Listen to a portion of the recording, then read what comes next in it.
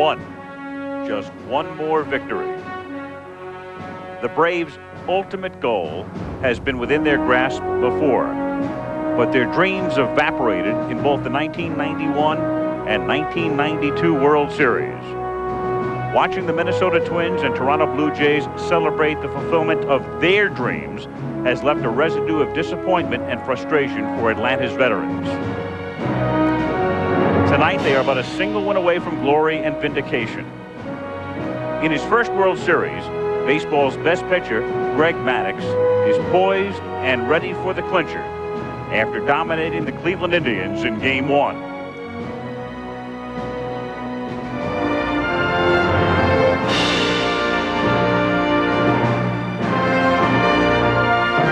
The Indians, who have nearly erased lost decades of futility while stirring memories of past heroes, turn to Oral Hershiser, who pitched masterfully for 6 innings in Game 1 before yielding to the Braves and Maddux.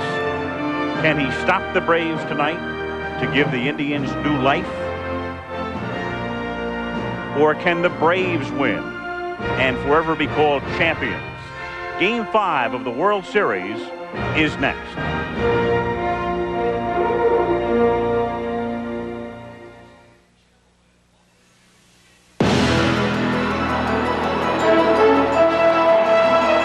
Welcome to Cleveland, where the temperature is in the lower 50s. A couple of hours ago, we had rain showers.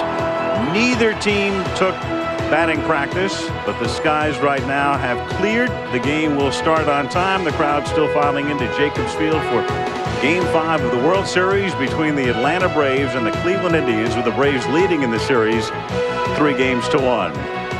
And welcome back to Cleveland, everyone. I'm Al Michaels, soon to be joined by Jim Palmer and Tim McCarver. The Atlanta Braves moved south in 1966, so they conclude their 30th season.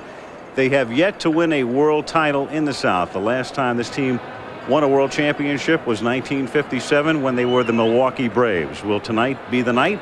The Cleveland Indians have not won a world title since 1948, and they are faced with the very daunting task of not only winning tonight and beating the premier pitcher in baseball, Greg Maddux, but then going to Atlanta and having to erase a 3-1 deficit, with games 6 and 7 taking place Saturday and Sunday if necessary.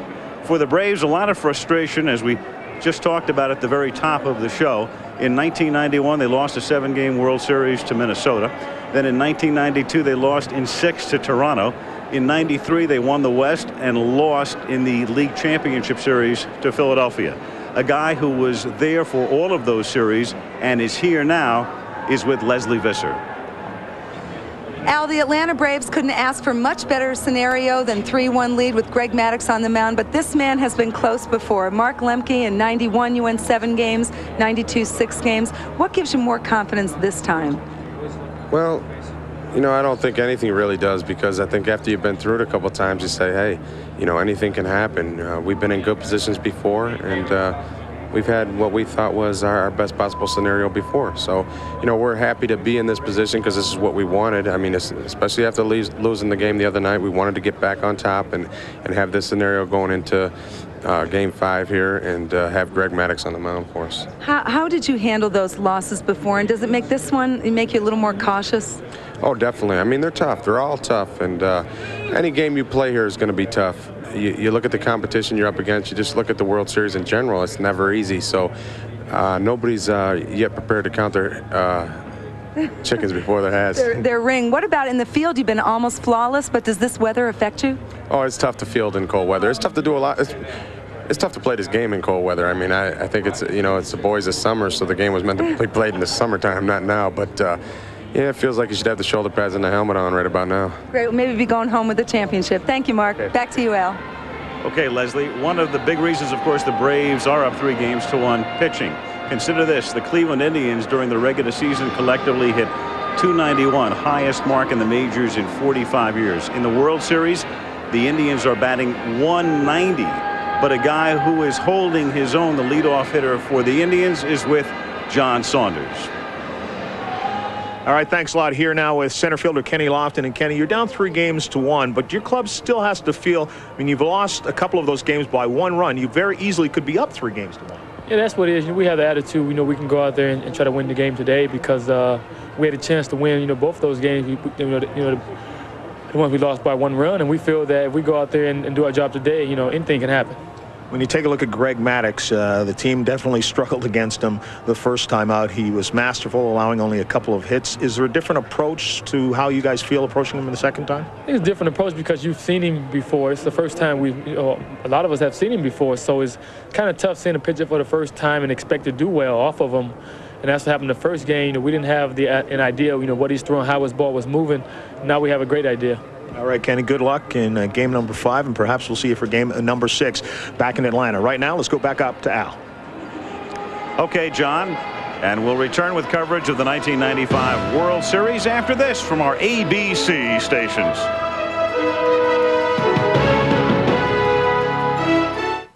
Friday on an all-new TGIF, can Urkel charm an overprotective parent? You look familiar. A lot of people do say I look like Denzel Washington. Family Matters. Then when Topanga lets Corey go to a party, I like you. will Corey fall prey to another girl's lure? Get out. Boy Meets World, and JT hires the model maid. Are you out of your mind? Step by step.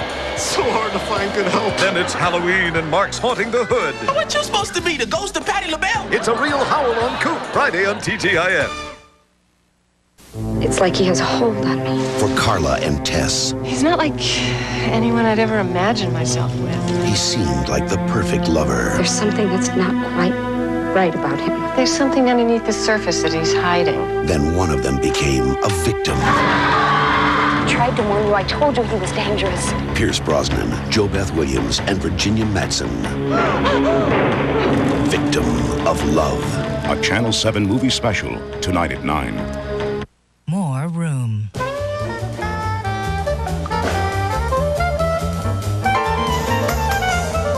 More power.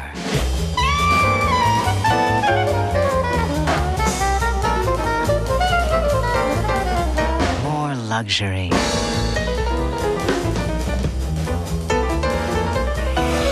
More Civic. For less than you think. Ask your Honda dealer about the full line of new Civics. He'll tell you more. Tell me how to select a refrigerator. Never. Oh, right then. Tell me how to select a lawyer.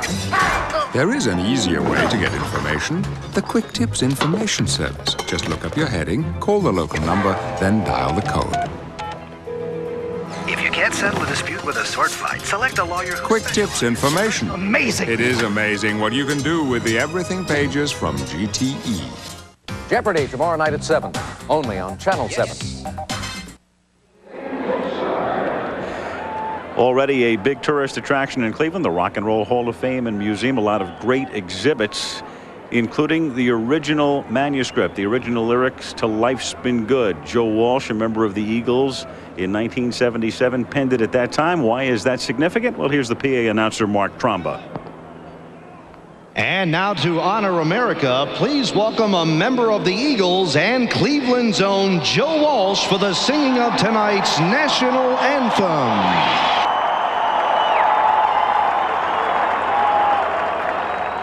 Oh, say, can you see by the dawn's early light what so proudly we hailed at the twilight's last gleaming, whose broad stripes and bright stars through the perilous fight o'er the ramparts we watched were so gallantly streaming, and the rocket's red glare, the bombs bursting in air, gave proof through the night that our flag was still there. Oh, say does that that star-spangled banner yet wave o'er the land of the free and the home of the brave.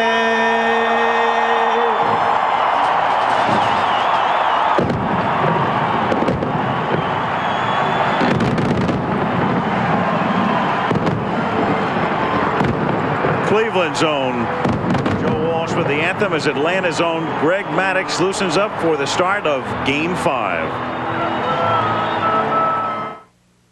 When I get a headache, I just want it gone. But not with Tylenol. 2 Advil work better on tough pain, and not with Excedrin. That's aspirin with the ingredient in Tylenol and caffeine. I don't want that. I'll go with Advil. Advanced medicine for pain. You've always made a great team. Together growing, dreaming, caring, and sharing the rewards along the way. Park Avenue. For the comfort, for the luxury, for the quality. Congratulations, you've earned it. Buick Park Avenue. Let's face it, fire's the only way to cook a burger. It's true. Like you're stranded on a desert island. What do you want with you, a frying pan or a hibachi? You gotta go hibachi. It's no contest. The great tasting flame broiled Whopper, just $2.99 with fries and a drink at Burger King. My dandruff and itch are awful. I'll try anything. Denorex tingles. Head and Shoulders doesn't. Both have effective dandruff medicine, but Denorex has something extra that tingles, feels fresh. That's why I started using Denorex. No flakes, no itch. Denorex, the serious dandruff shampoo. This 1995 World Series game is brought to you by the makers of Advil.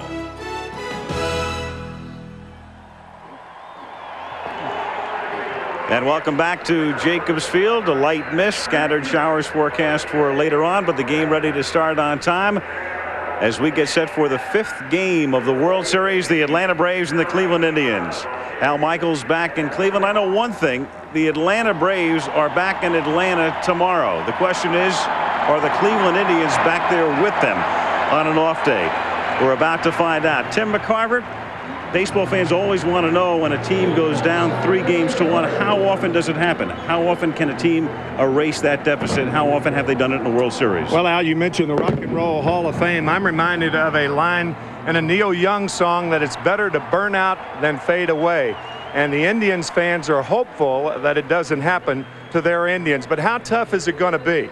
Well, there have been 37 teams to take a 3-1 lead in the best of 7 series, and 5 times have teams come back to win it. As a matter of fact, I was on a Cardinals team in 1968 when the Tigers did it. Jim Palmer was on an Orioles team in 1979 when the Pirates did it. But a word of caution to Braves fans. Back in 1992, Atlanta had a 3-1 lead against the Pittsburgh Pirates, and it took a miracle hit by Francisco Cabrera in the 9th inning of Game 7 to win it for the Braves. So is it possible? Absolutely. Tough, you bet. Well, after that graphic, I'm going to stop hanging around with you guys. Jim Palmer, again, a classic pitching matchup as we saw Saturday night. Maddux and Hershiser tonight. Yeah, 2 classic pitchers, Al, and they both pitched marvelous games.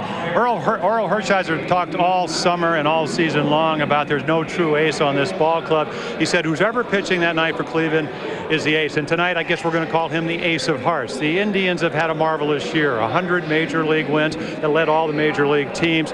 They just played so great. They won the division. They won the championship. And if he doesn't pitch up to his capabilities, doesn't pitch up to his expectations, he's going to break a lot of hearts. For Bobby Cox, Atlanta Braves, I mean, who better than Greg Maddux to pitch tonight and try to win a World Series? 19-2. What an incredible year with a 1.63 ERA.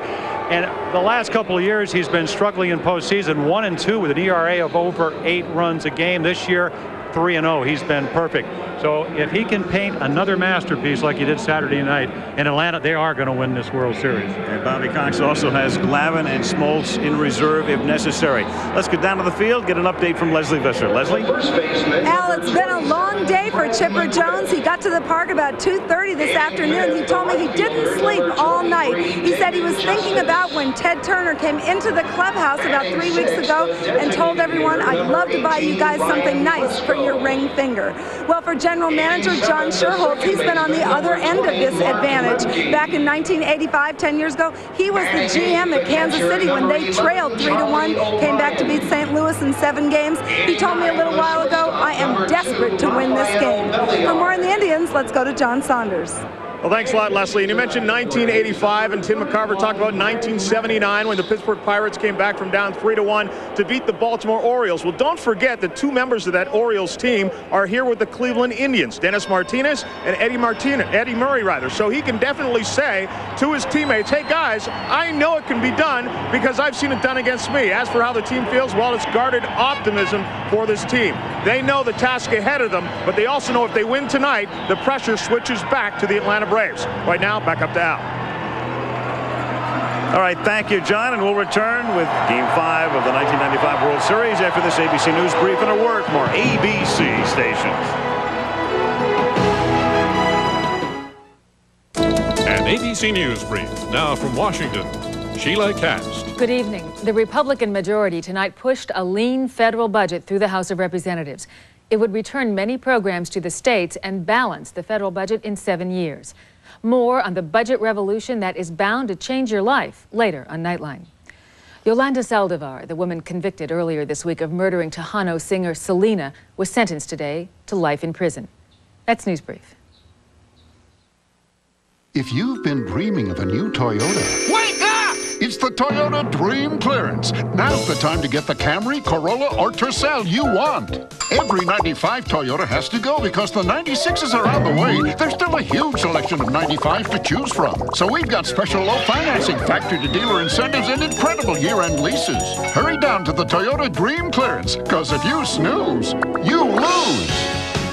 I'm sold on you. In business, you can't always count on having enough time. But you can count on AT&T, because only AT&T guarantees you a competitive price. Our 1-800-COMPARE Center will give you an immediate side-by-side price comparison, and we're so sure that our prices are competitive that if you don't agree, we'll give you 1 month's worth of long distance up to $500. These days, you can't count on much, but you can count on AT&T for the life of your business. Over 100 Alpha Betas are now Ralphs, so while many things are better, like prices, some things are the same. Like me. Same friendly faces, new lower prices. This week at Ralph's, Zachy or Foster Farms chicken breast jumbo packs are just 99 cents a pound. And get 3 cans of Ralph's brand canned vegetables for only 99 cents. So come in and save. It's getting better all the time at Ralph's. Business is about as predictable as the weather. You never know when a storm's going to hit. And you need it when? All you know is you have to respond. So UPS guarantees overnight delivery by 10:30 a.m. and even 8 a.m. And for problems that can't wait till tomorrow, it's one chip that I need. There's now same-day delivery. Only UPS offers you all these choices. We're back in business. But that's what planning for a rainy day is all about. UPS, moving at the speed of business. Hey, LA, go for a spin tomorrow at 7:30 only on Channel 7.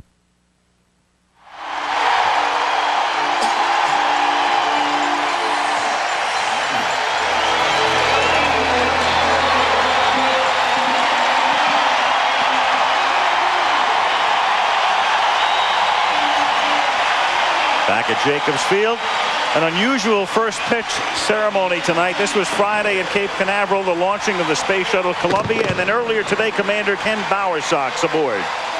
Welcome aboard the Space Shuttle Columbia. We've been on orbit since last Friday conducting science experiments as part of the United States Microgravity Laboratory. But tonight, our thoughts are with the national pastime. To the Braves and to the Indians, good luck in Game 5 of the World Series. Now let's play ball.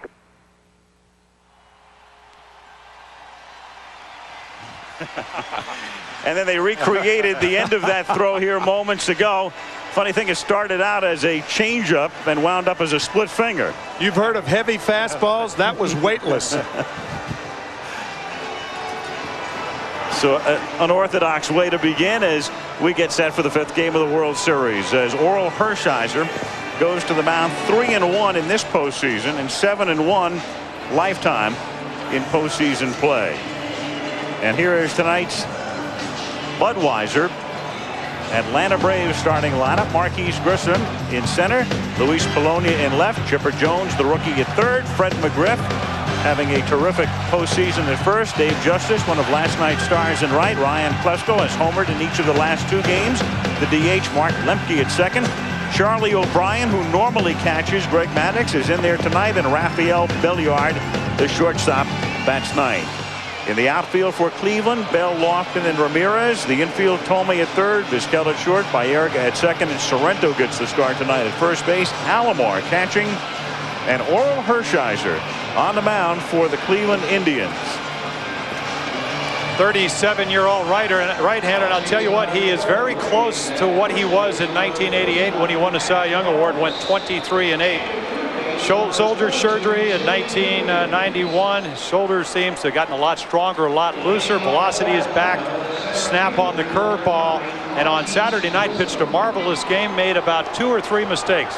Fastball in the 2nd inning to McGriff. He hit a home run, and back-to-back walks in the 7th.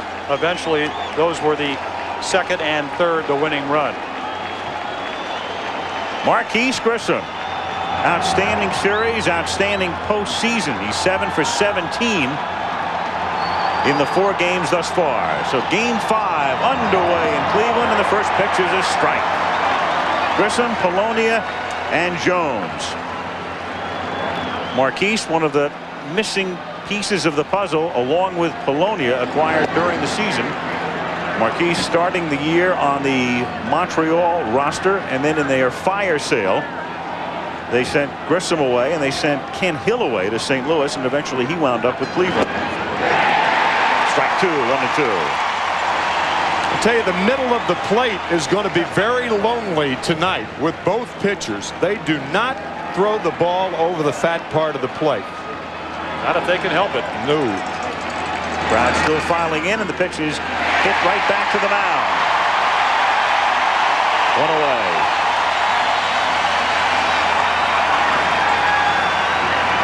That'll bring up Luis Polonia. Number 17, Luis Polonia. Polonia, who came over from the Yankees,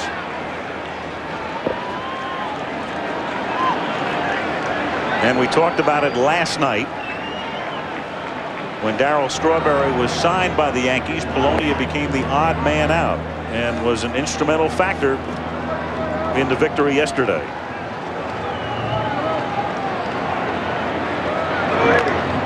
That's a little squibber. Hershiser takes care of this one underhanded.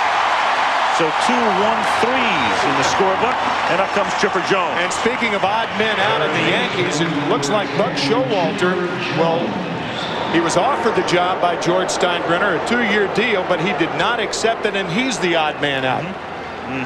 Well, probably very briefly. A lot of rumors that he will go and manage the Tigers. Would not be surprised with that move.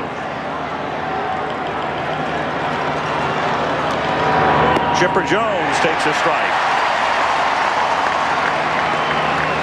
Frank Pulley, a National League umpire, is back of the plate tonight.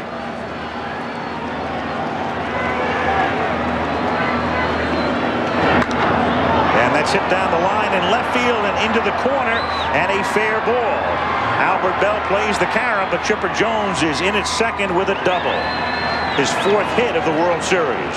Now, they were talking to Chipper Jones after seeing Hershiser in game 1 on Saturday night, what kind of pitcher he is, and he said he likes to stay away. Good movement, likes to keep the ball down. This time he gets it up. Jones looking away, and we've seen him many times during the postseason go that way. And he's down at second base in scoring position with a double. Jones now with 18 hits in this, the 13th postseason game for Atlanta. Now McGriff. And as was the case last night, first base open, McGriff, the hot man.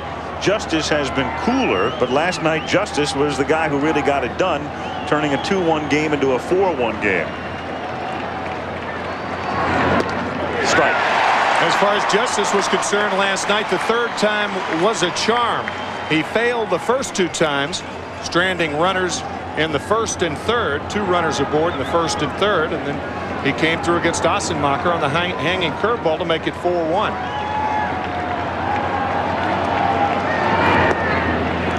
2-1. And I think we'll see Worrell doing exactly what Kenny Hill did, is said, listen, I'm going to make my pitch. I'm not really going to pitch around him. I'm just going to make good pitches. If I don't make that pitch, I'll gamble a little bit and pitch to Justice.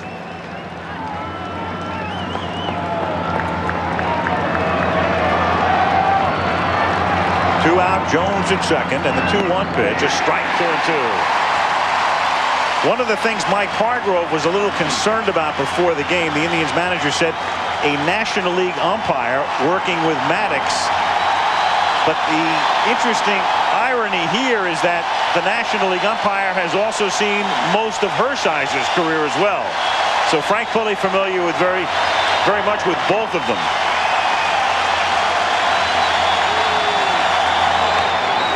And it's chopped foul at the plate.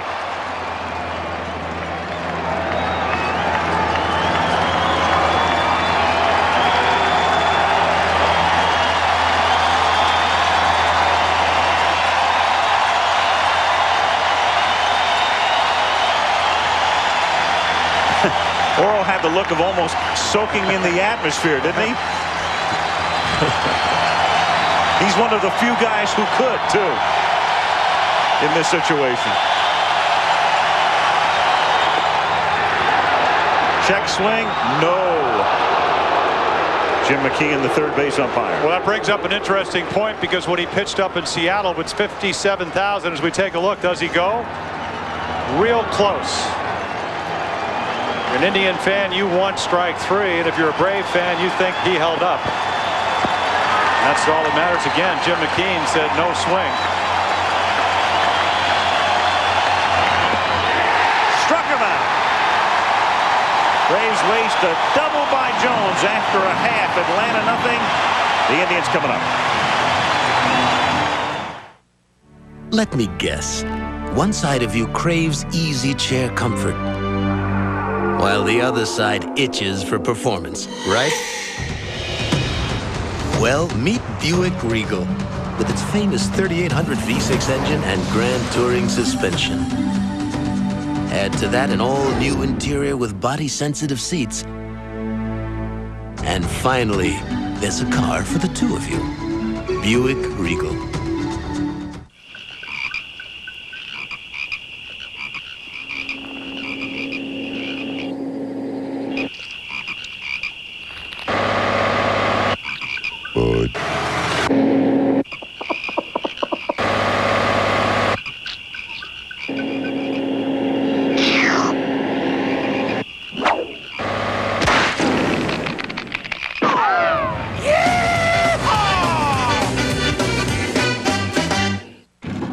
Sunday, November 5th.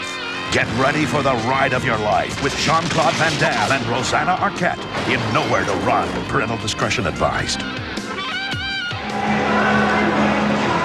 The master craftsman on the mound as Greg Maddux loosens up. 19-2 and a 1.63 ERA during the regular season. Tonight's Budweiser Cleveland Indians starting lineup. Kenny Lofton, the igniter in center. Omar Vizquel bat second. The switch hitting Baerga hitting third. Albert Bell homered last night, left field. Eddie Murray, game-winning hit 2 nights ago. The DH. Jim Thome, the platooning third baseman, hit sixth. Manny Ramirez in right. Paul Sorrento, the start tonight at first base, and Sandy Alomar Jr. back of the plate. We're going to bring back something that we had in Game 1 to show you how Greg Maddux gets hitters out. The hitters refer to this as making X's on the corners. He can swing the breaking ball to the left-handed batter, freeze them, and then he can run the fastball away from left-handers. On the inside part of the plate, He can tail the fastball in. That's his 2-strike pitch, and he gets a lot of strikeouts there. And he can run the cutter in on the hands when he wants to jam a hitter. So Maddox, nobody makes X's on both sides of the plate better than this guy. That plate was not quite drawn to scale, but you get the idea. Yeah, right. I mean, I've been around the game 35 years. I'd like to think I know something about pitching. I've never seen anybody. Seen guys with better stuff. I mean, we can see Randy Johnson, but nobody has pitched to both sides of the plate better than the really young man at 29, Greg Maddox. Here's Kenny Lofton, and the pitch in there for a strike, 0-1. Now, Charlie Manuel, the hitting instructor, said we've seen him, we've studied tape. Lofton talked about it too. And he said basically you cannot try to protect this whole plate early in the count against Maddox. They said, gee, we're going to make him throw strikes. We threw so many strikes, they found themselves 1-2, 0-2. Yes, and what you're saying is instead of looking for a pitch, look location. Take the outside part of the plate away from him, look inside, or take the inside part of the plate from him and look outside. Chopped foul by Lofton, 2-2. Well, that makes a lot of sense. And again, Charlie saying, listen, he changes speeds real well, but if we try to protect the whole plate, which was what hitting with 2 strikes is all about, we don't have a chance. Yeah, he'll have you diving all over the place. Which is exactly what he did in game 1.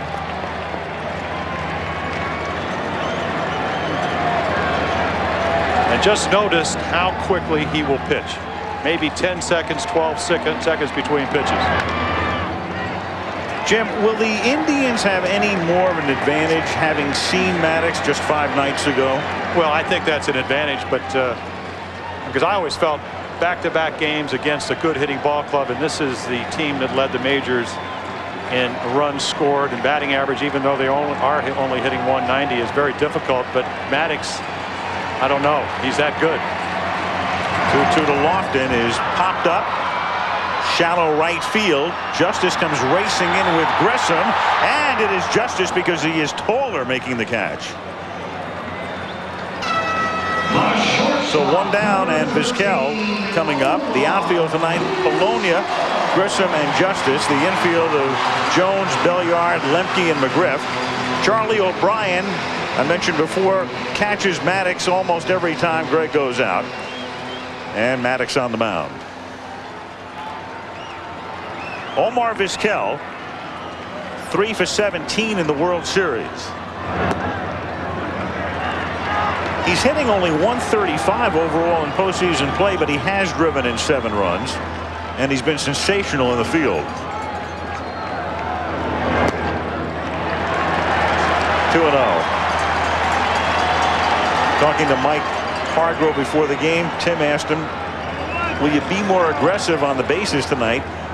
Mike said, we just have to get people on the bases tonight. Yeah.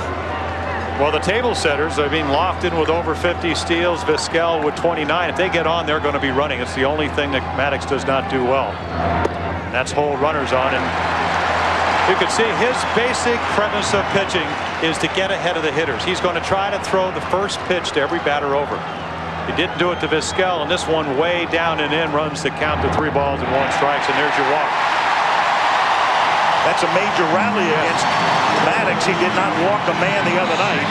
A 1-out walk here, and now Baerga comes up. I think the point that both Timmy and I tried to make, Al, on Saturday was he makes you beat him. You usually don't get free passes. He once went 51 consecutive innings this year without walking somebody. So you're right, a bonus.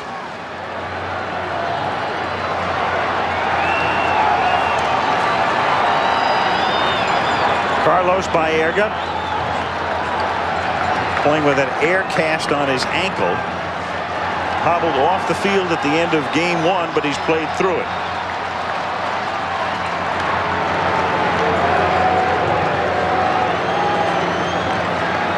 Walks per 9 innings this season, less than 1 per 9 innings for Maddox. Unbelievable. And that's the best of his career, too.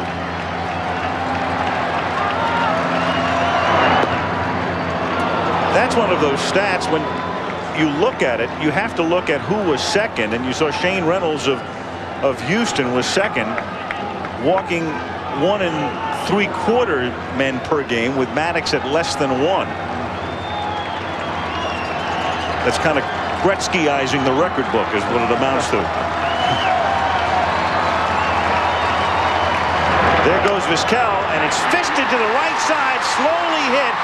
Lemke recovers to throw him out. Mark Lemke was moving over toward the bag, had time though to come back and throw out Baerga as Vizquel advances. Well, Cleveland had the right guy covering Mark Lemke, but Baerga didn't hit it hard enough. He was jammed by Maddox. A hit-and-run play. Now watch Lemke go toward the bag with Vizquel running, but because the ball wasn't hit sharply enough, Lemke has a chance to recover and throw him out. Yeah, that's a perfect example of what you were talking about last night. If you send a runner, start him, how you move the middle infielders. Now Albert Bell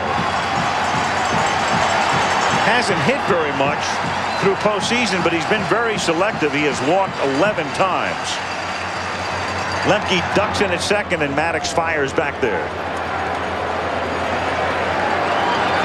Well, Albert last night with his first extra base hit, and that was a home run right down the right field line.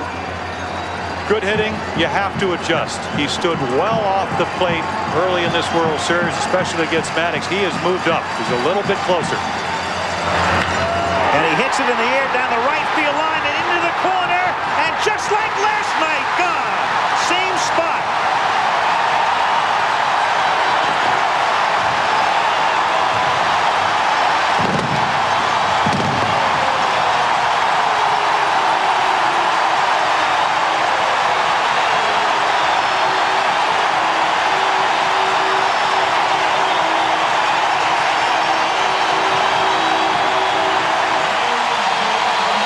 We talked about taking half of the plate away from Maddox. Bell went up there, he looked away, he got it away, and hit it away.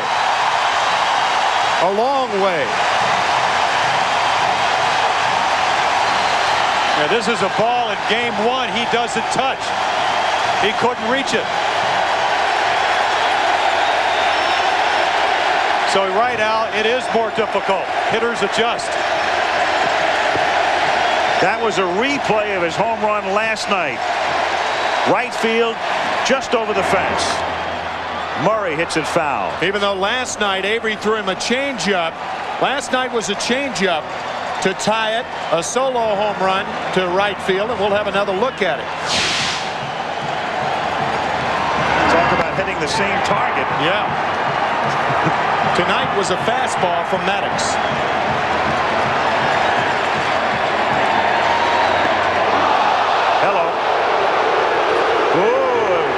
Frank Pulley steps in between, and now both dugouts will empty.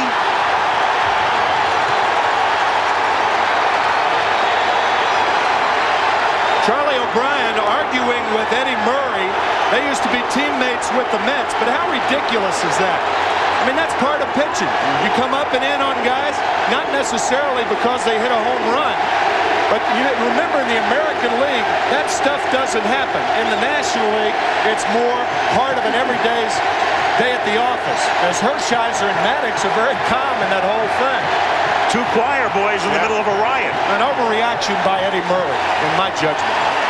Well, I'll tell you what, it does tell you something about Maddox and his competitiveness. Bell hits the home run. Murray had a home run swing on the first pitch. They're getting a little bit too comfortable, and this is a guy that when he pitched for the Cubs, he said, what is the knockdown sign? He looks like a guy that wants to sell you insurance, but he means business, and this is part of pitching. Sometimes you may have to buy that insurance from him. I tell you, it might be medical insurance too. That's just part of pitching. That's the way the game is played, and Eddie Murray's been around long enough to know that. He's 2 for 14 in the World Series.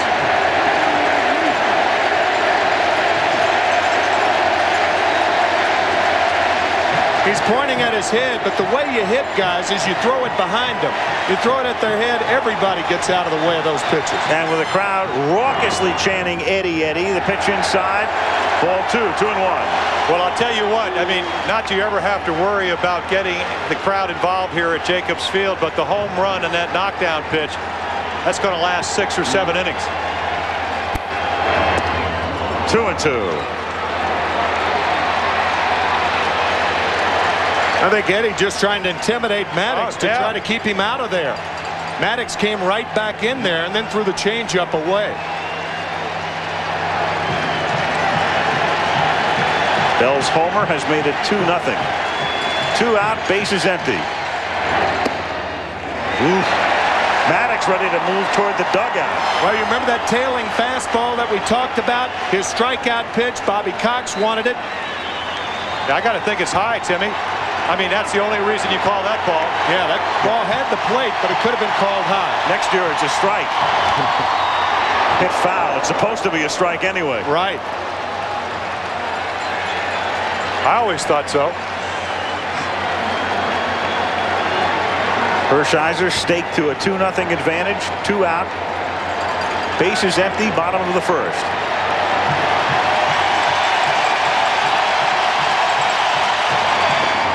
Ball 4.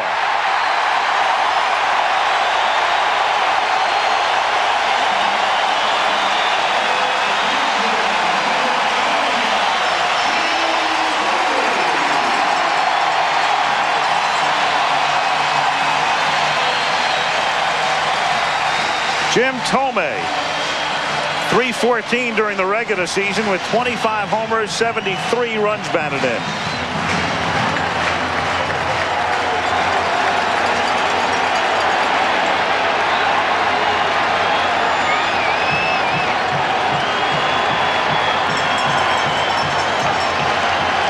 I think by scoring early, what the Indians have done is given their hitters a chance to relax. You can almost see the tenseness in their neck muscles and their face muscles. The hands are gripping the bat too tightly. And that home run by Albert Bell perhaps gave the Indians hitters a chance to relax a little bit. That's the advantage of scoring early.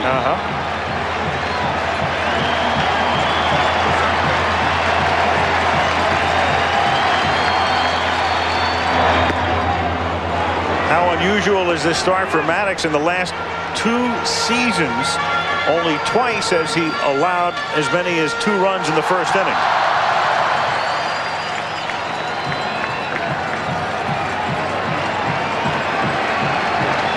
And this will be his 23rd pitch of the first inning. Well, as good as he is in this ballpark over the course of a year that is hitter friendly, it would be tough to have a 1.63 ERA with a designated hitter, an extra hitter. This park plays very, very small. 0-1 to Thome is fisted foul off to the left. 0-2.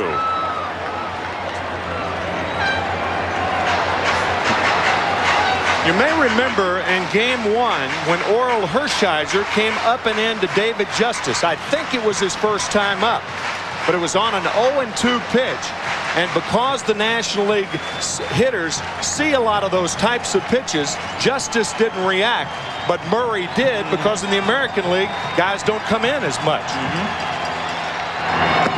Up high, snap throw to first base, and they pick him off. Eddie Murray is picked off. Nice scoop at first base by McGriff. And on a snap throw to first base by O'Brien. The other night, it was Lopez. And Eddie picked off, but the Indians take the lead in the first, 2-0.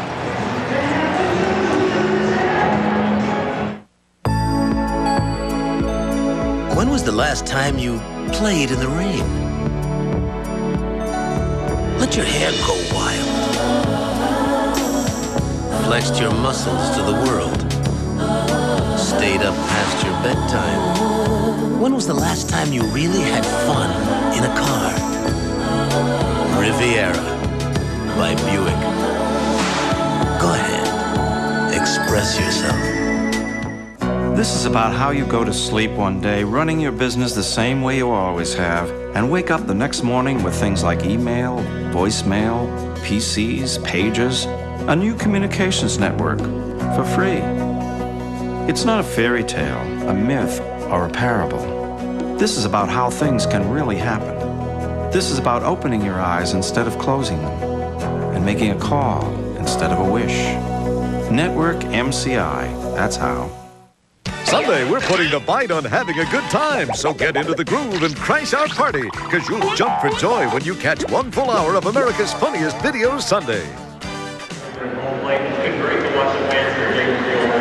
Indians on top on the 2-run homer by Albert Bell. We just saw O'Brien throw to McGriff to nab Murray, trying to get back to first. Well, I got to think that Eddie at 39, who doesn't run as well as he used to, maybe trying to get a big lead, but a very, very heads-up play to get Maddox out of the first inning. And we've seen this before the other night, the second game in Atlanta with Javi Lopez back at the plate.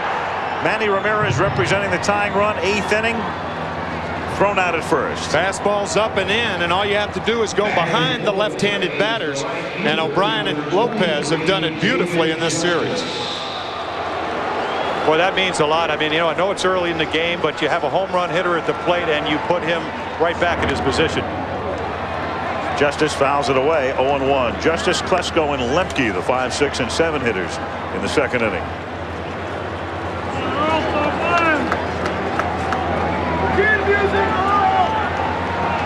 Maddox, after yielding the 2-run homer, watches as it's fouled off to the right. 0-2.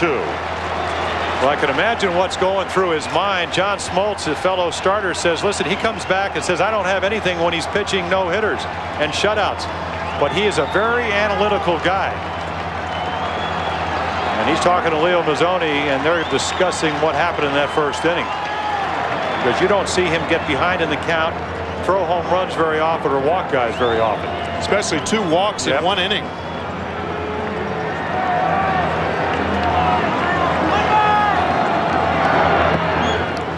Ball 1-2.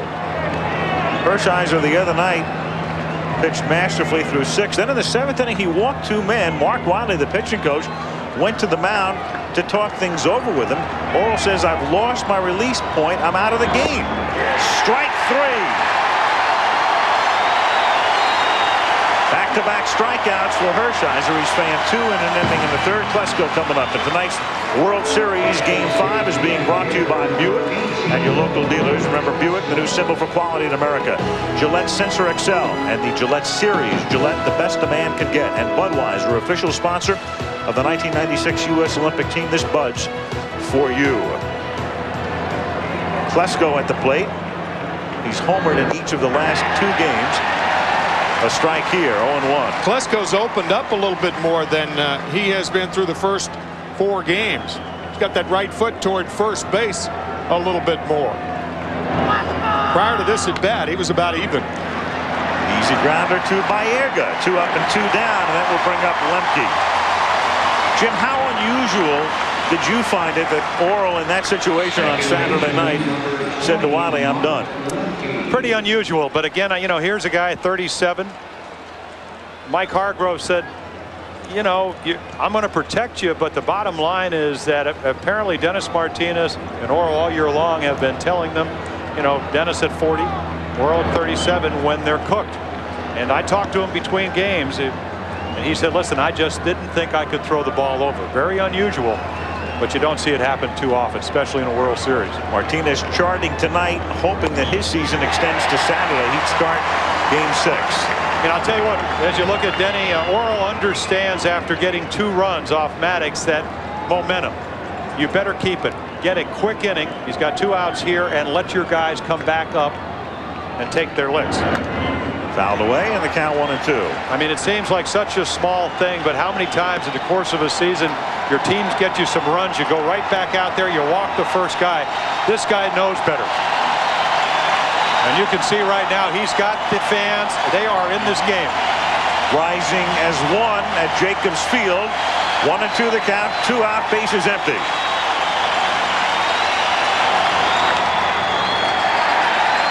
It will be a 1-2-3 inning. Omar. And a 1.5. Cleveland 2, Atlanta nothing.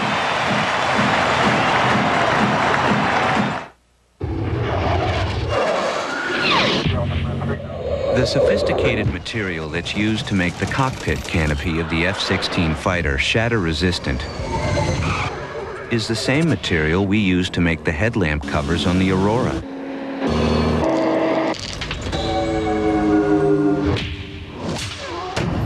So you can imagine how advanced the rest of the car is. Aurora by Oldsmobile. It's your money.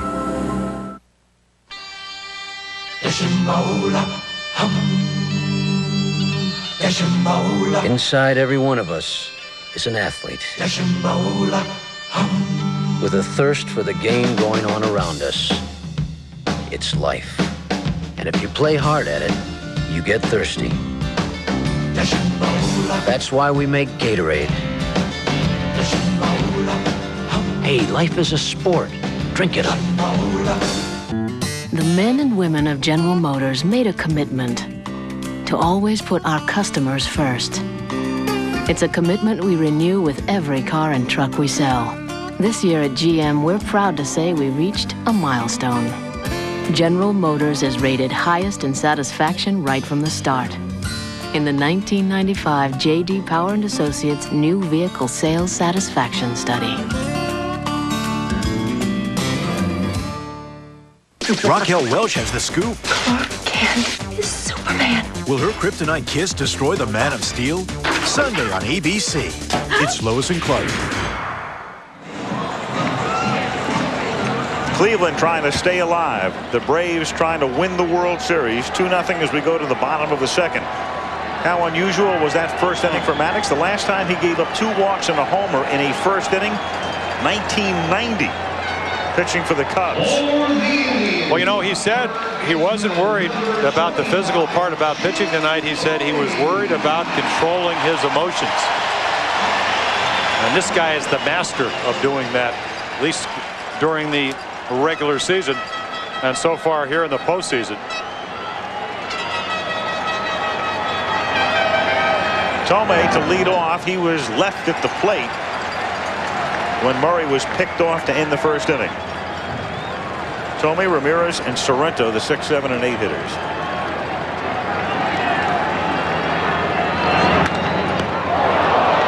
One of the reasons Maddox, among other things, is a Gold Glove pitcher. 1 out. Yeah, 5 times, Al, and most people will tell you he's going to win his 6th. Nobody better in the National League. Now watch the concentration, because when you release the ball, you become a defensive player. Look how balanced he is. I mean, how many times during this World Series have we seen, especially last night, balls going into center field for base hits to lead off an inning? That time and out. He's balanced, but it doesn't necessarily take good balance to be a good pitcher. Some of the great pitchers of all time had some of the worst follow-throughs. Jim Bunning, Bob Gibson. Sandy Koufax, of course, was almost perfect in every regard. But a lot of people talk about that follow-through. Maddox has a terrific follow-through, but not a lot of power pitchers necessarily have good follow-through. But they don't also win Gold Gloves. I mean, some have, but they don't field their position quite as well. I mean, I know a guy probably watching this game sitting down in Sailfish Point, Jim Cott. I mean, there was a power pitcher early in his career, but the best fielder I ever saw, because he was prepared to catch the ball the minute he released it. How can you say that? He only won 16 Gold Gloves. He won 1 year when he missed most of the year, and he should have. 2-1 the count on Ramirez.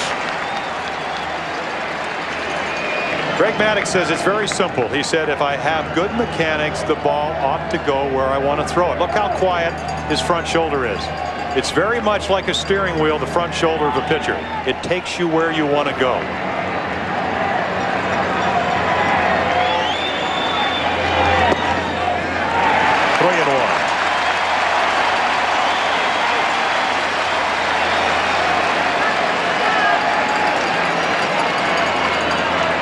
One out, bases empty. Sorrento on deck, bottom of the second. Indians leading 2-0.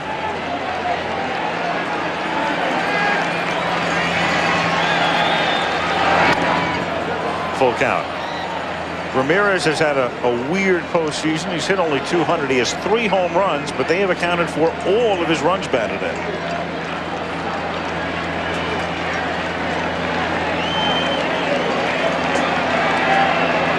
Bobby Cox managing in the World Series for the 3rd time in 5 years. Mike Hargrove managing in postseason for the 1st time ever. And Ramirez is gone. First strikeout for Maddox. 2 down. And Sorrento comes up.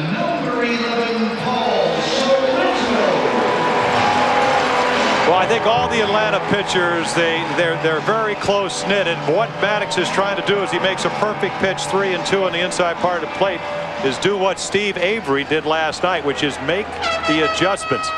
Struggling with his control, still not afraid to make the perfect pitch, 3-2. Strike 1 to Sorrento. How great do you think Maddox must be at darts? Well, he's a good golfer, good at Nintendo. They said he doesn't like to lose at anything. Monopoly. Yeah. Well, he's monopolized the National League as far as all the pitching awards. That's for sure. 1-2. Mentioned Mike Hargrove in his first World Series as a manager. Here's a guy who played 1,666 games as a player and finally reaches postseason play as a manager. Spent about half his career with Texas and most of the rest of his career with Cleveland, and a little bit of San Diego thrown in for half a year. And down goes Sorrento. He strikes out looking, and we've played 2 with Cleveland leading Atlanta 2-0.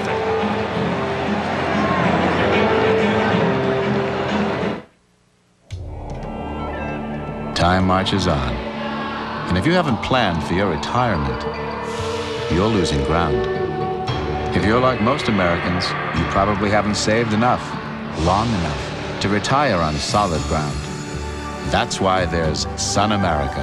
Ask your financial advisor about Sun America today. Because the only thing that goes faster than money is time. Look to the sun. Sun America. Daytime running lamps have the potential to save lives. A car may pull out in front of you because they didn't see you. If you have your daytime running lamps on, the numbers show that you get a better chance of being seen. How could you get them? Well, they're available on some GM vehicles now. But what's handy about the daytime running lamp feature is that it's something that can be fitted to older cars. People can go to the GM dealer and get one. That's why we put DRLs into kits. It's a great thing. And the more vehicles we get it on, the better off we're all going to be, the safer we're all going to be. Keith told us that he would never, ever get a chance to meet Ken Griffey, and Make-A-Wish has granted that for him. Hi. Hi. How are you? This may be the only wish that he ever has, and it's like, yeah, I've never turned anyone down, and I won't, because you never know how long they have. Anything you want to know? Keith said the only thing I want from you is a bat, and he wanted to tell us those are the only 2 things that he wanted. It's an experience that you can't forget. Is this your favorite player right here? Yes. You picked a good one. 2 new Beatles songs. The most anticipated event in 30 years. An event no one thought would ever happen. The Beatles Anthology, November 19th. Final game of the season at Jacobs Field, no matter what. The question is, will there be another game in Atlanta tomorrow? An off day if the series is extended. The 6th game will be played on Saturday and the 7th game on Sunday night. 2-run homer by Albert Bell in the 1st inning. Cleveland on top. We go to the 3rd inning. Charlie O'Brien, the Atlanta catcher, to lead off. Then Belliard, and then the top of the order, Marquise Grissom.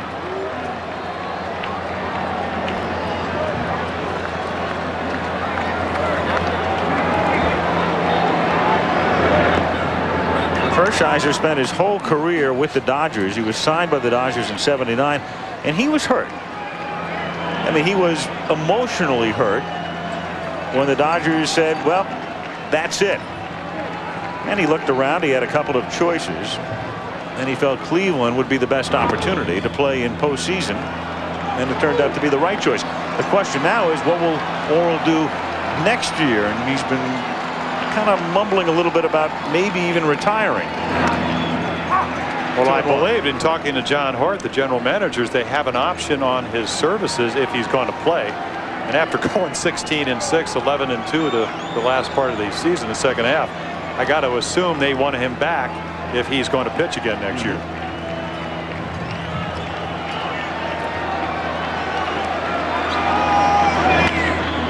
Hit foul into the dugout.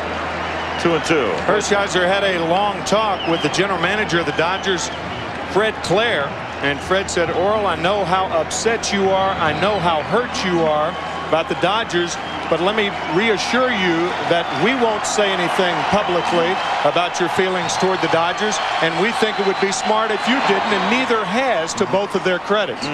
It's very difficult for an organization when a player, and the pitcher in Hershiser's case, has done so much for that organization and then leaves. But this is a day of free agency, and loyalty on the ball club's part and the players' part does not exist like it used to. One of the reasons he was expendable was that the Dodgers knew they were going to sign Hideo Nomo and pay him a lot of money up front. $1 million bonus. 3-2 stroke foul into the seats. Yeah, fate plays such a major part sometimes in where you end up or how you perform. But Mark Wiley, the pitching coach last year, the advanced scout for the Cleveland Indians, and he Dodgers one of his teams, and they said, who better, a veteran guy, to come over here along with Dennis Martinez and some of their younger pitchers, give them innings. But never ever did Mark think, until Hershiser came back with that velocity, that he was going to be the ace of the staff, and that's how that evolved. 3-2.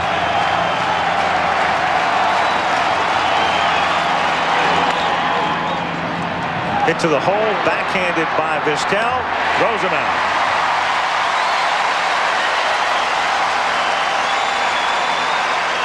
One down, and Rafael Belliard comes up, the Goodyear Blimp Spirit of Akron, with Mark Cannett at the controls tonight, hovering high above Jacobs Field. It's a pleasant evening. The temperature is in the low 50s. I mentioned at the very top some rain showers, light rain, about 2 hours prior to game time, so neither team took batting practice tonight. Ball 1 to Belliard. Yeah, I think that's the major concern if you're either Mike Hargrove, Bobby Cox, for a lot of reasons. If you're Hershiser or Maddox, your control pitcher, if it gets wet, if it starts sprinkling, that will affect your control. That front foot is really your control foot's where you land. 2-0.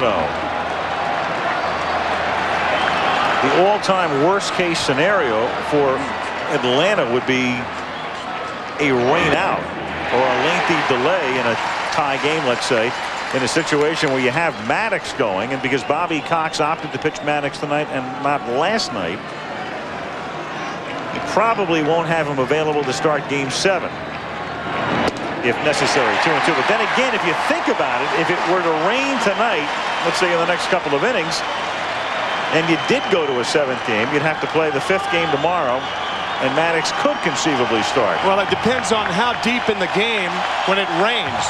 That's the key to that deal. 2-2, got him swinging. Belliard becomes strikeout victim number 3, and that will bring up Grissom. Al, think if you're an Atlanta Braves fan now, certainly they down in Atlanta, they must have mixed emotions. I mean, you'd prefer after this long dry spell to see them clinch in Atlanta, but you don't want to take the chance of, if they lose this game tonight, to have a rerun of 1992 and put all the pressure on. We talked about the Pirates winning games 5 and 6, and then only a hit by Francisco Cabrera. Not too sure that town can take another game like Game 7 in the 1992 NLCS. We talked about it during Game 1. The city of Atlanta has never had a team win a professional sports championship while based in Atlanta. The Braves, of course, won the title in Milwaukee. And the Atlanta Hawks went to an NBA Finals as the St. Louis Hawks, though they've never won a league title in Atlanta. The hockey team, the Flames, left after a few seasons, and the Falcons have never been to the Super Bowl, much less won one. 2-1. The totals for Atlanta, if you added up what we would call team seasons, in other words, the Braves have been around for 30 seasons and the Falcons have been around for 30 seasons, there would be 93 team seasons without a championship.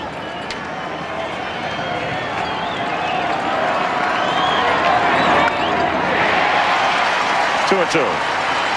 Well, you saw right there, that 2-1 pitch, what Hershiser's all about since his arm got better, his movement.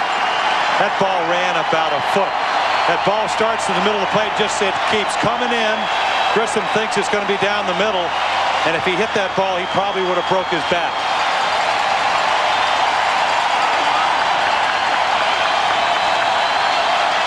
Crowd imploring Hershiser for strikeout number 4, and instead it's lifted to right field. It's as good as a strikeout as it's hauled in by Ramirez. Out in order go the Braves. 2-0 Cleveland. My hands were steady, my eyes were clear and bright. My walk had purpose, my steps were quick and light. And I held firm to what I felt was right, like a rock. Like a rock.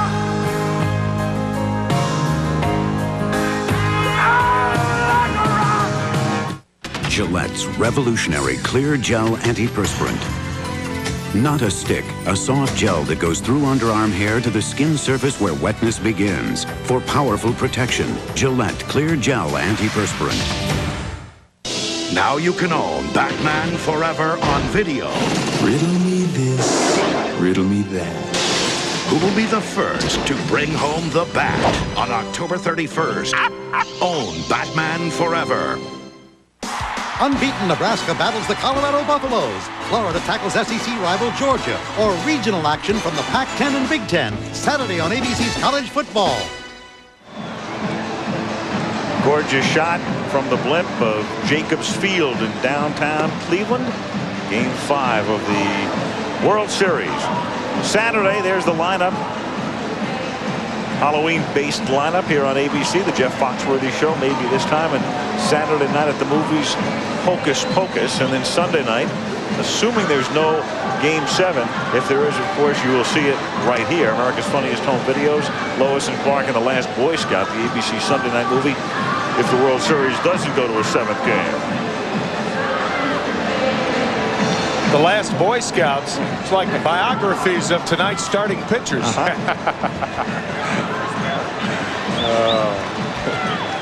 That was a funny shot.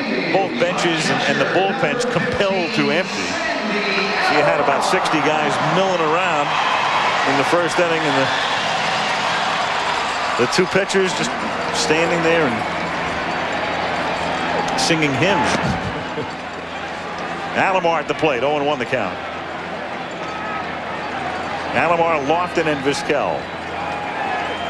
Sandy hit 300 during the regular season. Chop toward the middle. Belliard on the run to throw him out. One away, and that will bring up Kenny Lofton. Beating the Aces. Pitchers beaten by eventual world champions who trailed in the series 3-1.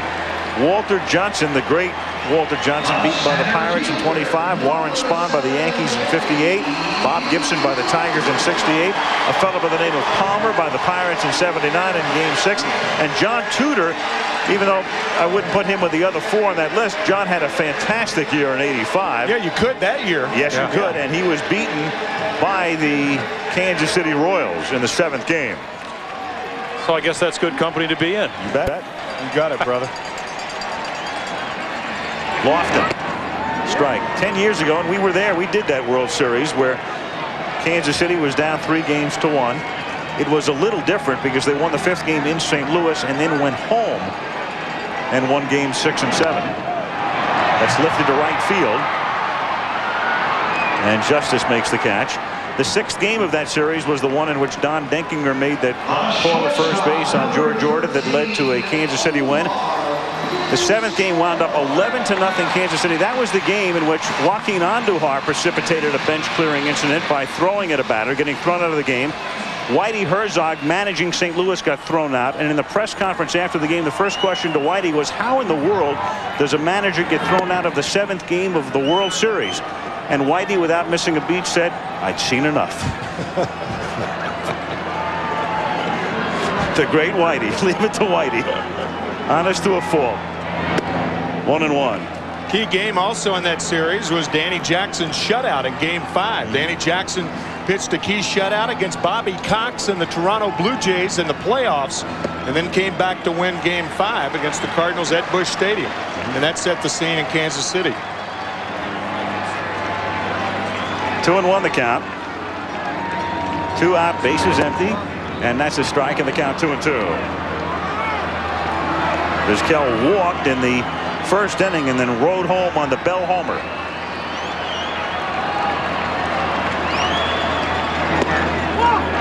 And ball 3, 3-2. Yeah, Greg, just a little bit off, and Bobby Cox knows that. Of course, says, where's that pitch? And it's very tough. You know, this is a very emotional game. Tough to see from the bench. And that stroke towards center field and dropping in for a base hit. So Vizquel, 2-out single in the third inning, and Baerga coming up, and our crack crew headed by Kurt Gowdy Jr. We talked about that Orta play 10 years ago. 6th game, 9th inning. Kansas City was trailing 1-0. The call by Denkinger at first base, safe. Todd Worrell, the short reliever for the Cardinals. And before that inning was done, Kansas City had rallied to win, and on they went the next night to their only world title.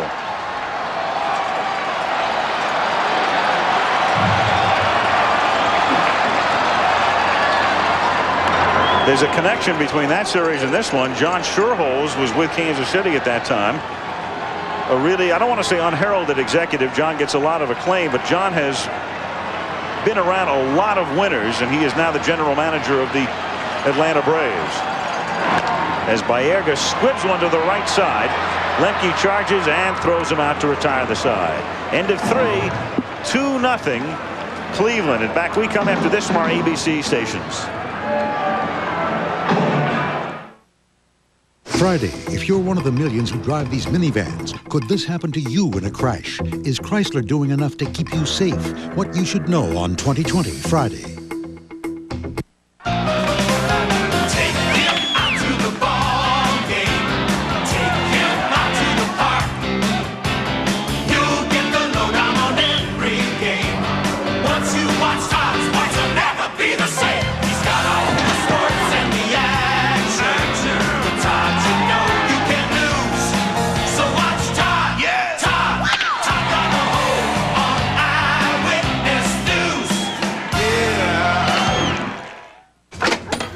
Hello, I'm your Pacific Bell spokesperson. Is your phone working?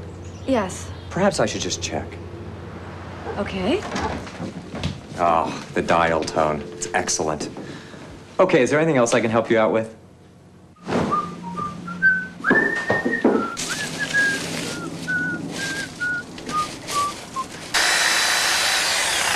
Trust your hedges only to a trained telecommunications expert? The Pacific Bell Network. How will you use it?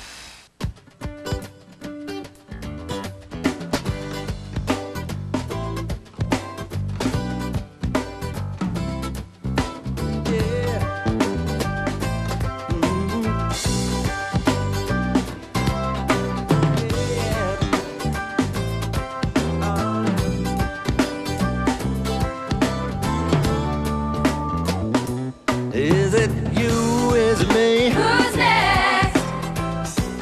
If you've been dreaming of a new Toyota, wake up! It's the Toyota Dream Clearance. Now's the time to get a 4Runner T100 or that new Tacoma truck you want. Every 95 Toyota has to go because the 96s are on the way. There's still a huge selection of 95s to choose from. So we've got special low financing, factory-to-dealer incentives, and incredible year-end leases. Hurry down to the Toyota Dream Clearance, because if you snooze, you lose. I'm sold on you. Victim of Love, tonight at 9 on Channel 7.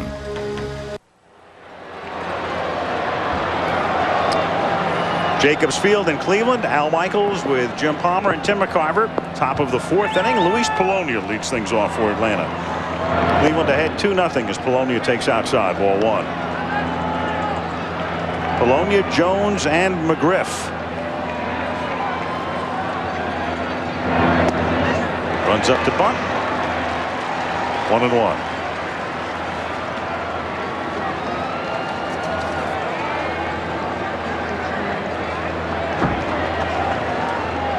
Tomei in on the grass at third.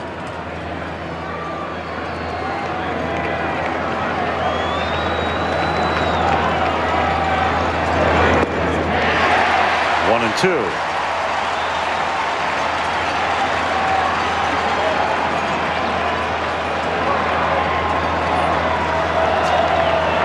Jones on deck. 2-2. Here we are 7 years later. Polonia faced Hershiser in the 1988 World Series. Laurel with the Dodgers was the series MVP, and Luis with Oakland. Hershiser, the MVP of the National League Championship Series and the World Series, starting and winning 2 complete games against Oakland. And a relief outing beyond belief in the League Championship Series. The key performance there. Hit in the air to right field and deep and gone. Luis Polonia, who hit 1 home run all season long, homers here in the 4th inning to make it 2-1. Well, you know, all the second guessers will say, how do you speed up a guy's bat by throwing him a hanging curveball? Well, your intentions, if you're Orel Hershiser, is not to do that. Surely was flat, wasn't it? Yeah, it sure was. 2-2. You want to throw the good curveball. You want to throw it for a strike, middle of the plate, break it down over the outside part of the plate. And this ball really doesn't change plane at all. Hangs right out over the plate. The bat head that normally on a fastball would go to center or left gets out in front. You get your instant run. A lot of people think every pitch that's hit out of the ballpark is a mistake. Nothing could be further from the truth, but that was. You know it's a mistake when the guy's been in the majors 9 years and has 16 lifetime home runs and hits one out.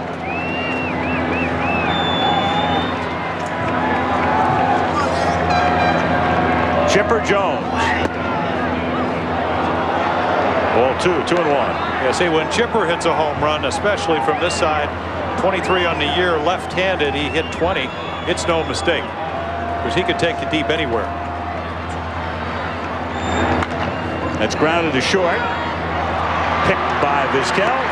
Throws him out. 1 away, and McGriff the batter. How did Orel respond to throwing that pitch and watching Polonia launch one?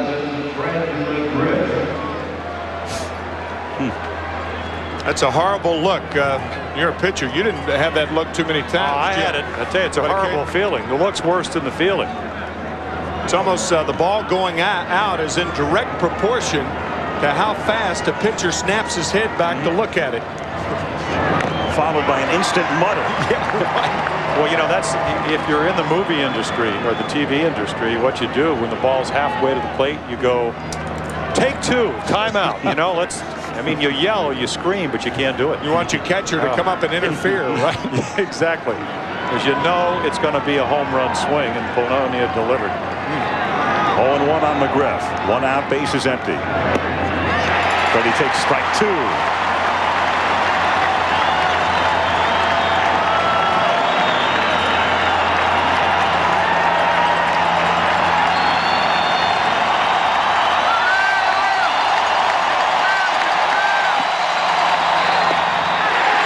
Strike 3.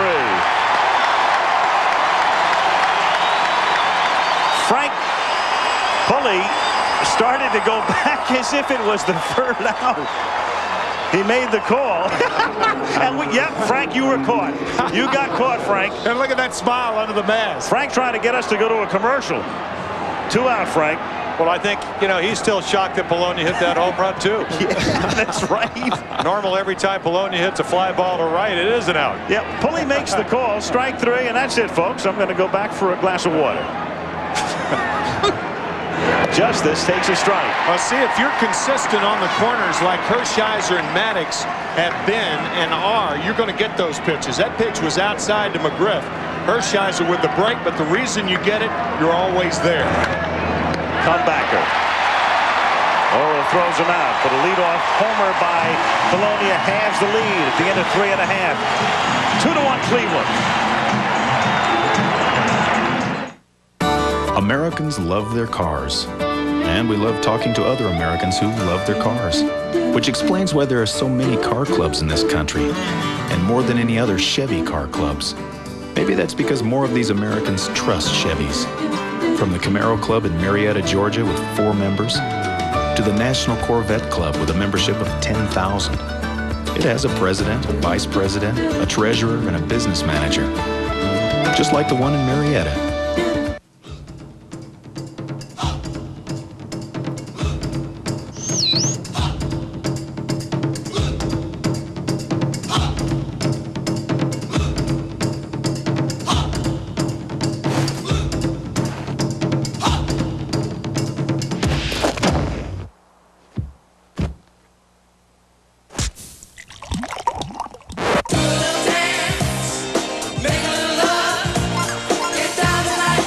Tuesday, an undercover sting or a squeeze play. What kind of rabbi are you? Kind of rabbi who will wrap his payers around your throat. You make the call on an all-new Blue. Viewer discretion advised.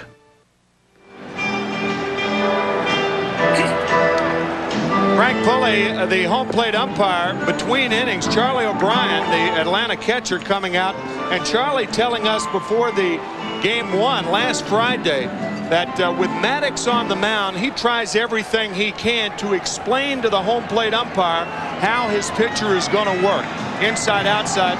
Not only that Pulley does it, but exactly how Maddox will work.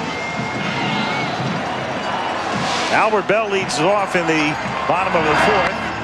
This was last night off Steve Avery. This was tonight off Maddox.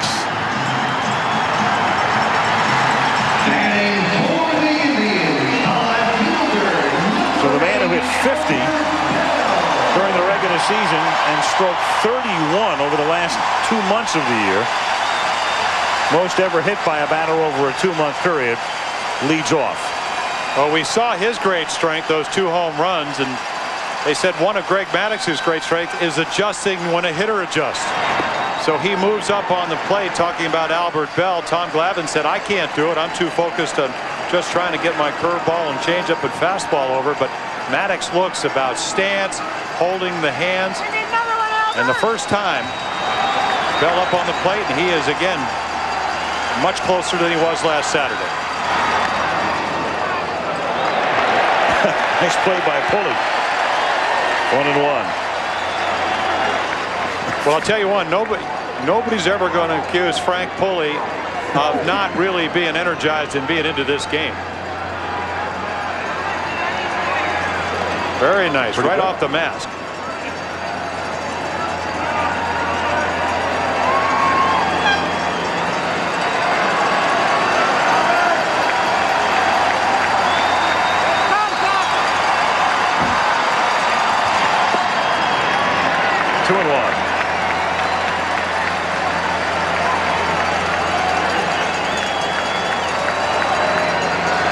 Not that Bell's back foot is out of the box, but I think it's in Canton.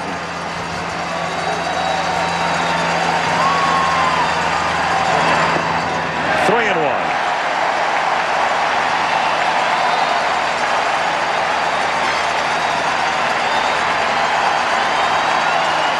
Maddox walked 2 in the first inning. Crowd trying to coax a walk or better. Instead, 3 and 2. Well, this is obviously not the way he wants to pitch. He wants to be ahead 0-2, 1-2, work the corners. But I'll tell you what, he's not the type of guy that ever gives in, not on purpose. Even 3-2 here leading off an inning, I don't think he's going to do that. Struck him out. 3 strikeouts for Greg Maddox, and that will bring up Eddie Murray. Tonight's World Series Game 5 is being brought to you by Chevrolet.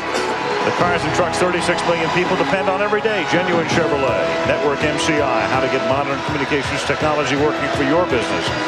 And the employee owners of Avis. We're into the future, into it now, trying harder than ever. So here's Murray.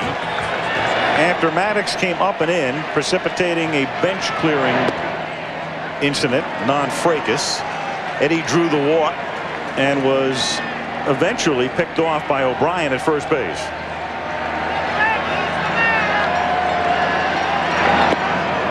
One and one. Normally an experienced hitter, if he's knocked down early in the count, he'll make a scene as Murray did. And what that does, in effect, is push the ball out over the plate. And that's what Murray tried to do, intimidate Maddox. Look at that. Lowest batting average in World Series play among players, active players with at least 50 at-bats. Ozzie Smith, the lowest, 173. Eddie would be next at 183, playing in his third World Series. A lot of Smiths from the 1985 series when Ozzie was 2 for 23 as Kansas City came from behind to win that series. Yeah, hard to believe. I mean, Eddie with the got his 3,000 hit this year, one of 20 players to do that. 2-2. 479 regular season home runs. But in the Fall Classic, he has struggled.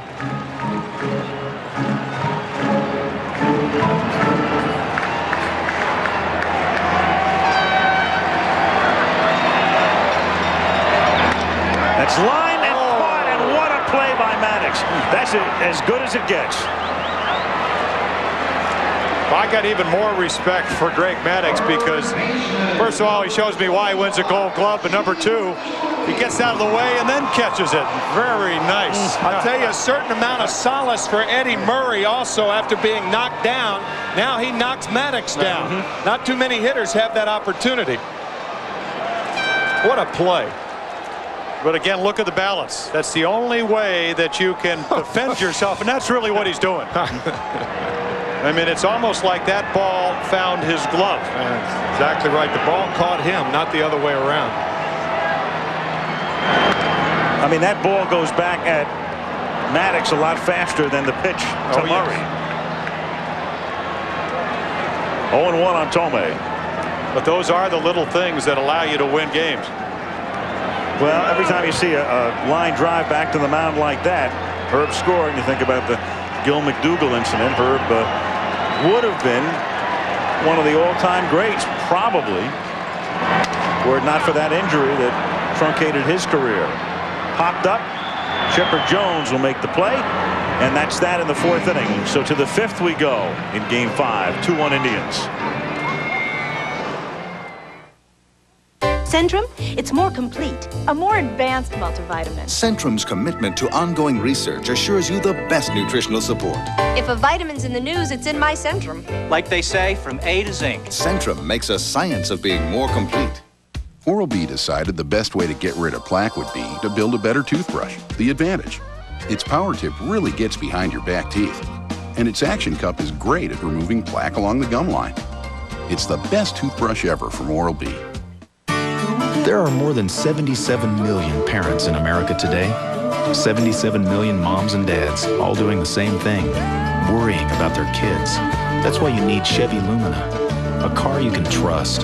Lumina offers an integrated child safety package. Few cars can offer your kids this protection, and no car in its class can offer it for the price of a Lumina. For 77 million of you, that's one less thing to worry about. That's genuine Chevrolet. Saturday, Jeff's a kid when it comes to Halloween. E pluribus unum, which where I come from means I'm not wearing any drawers. A frightfully funny Foxworthy show Saturday. Indians 2, Braves 1 as we go to the top of the fifth. Leslie Visser, what's happening down there? Al, I'm with someone who knows a little bit about Earl Hershiser's competitiveness, his younger brother, Gordy. Gordy, you pitched in the Dodger organization for 4 years. Your brother said he made an adjustment coming into this game from Game 1. What was that? Well, essentially in Game 1, what he was doing and what he gets into the pattern of is he leans his back, he tilts towards the first base side, and he leads it with his jaw. And what that does is when he goes towards the plate, it drops his arm, and it drops his arm angle. So instead of his ball biting on his sinker, it essentially slides away over to the middle part of the plate. So he needs to straighten up a little bit and just work in a straight line with Sandy Alomar so he gets a good bite, not only on the sinker, but on the curveball. Thanks, Gordy. Al, he's a broadcaster in Portland, Maine. He'll probably have our job. Tell me about it. I was going to say, that's an audition tape right there. Palmer, you're out of here. I got to start using the word essentially. Essentially, I was taught that your chin leads you where you're going. Try to keep the chin down along with the front shoulder, and then you're going to have a pretty good direction.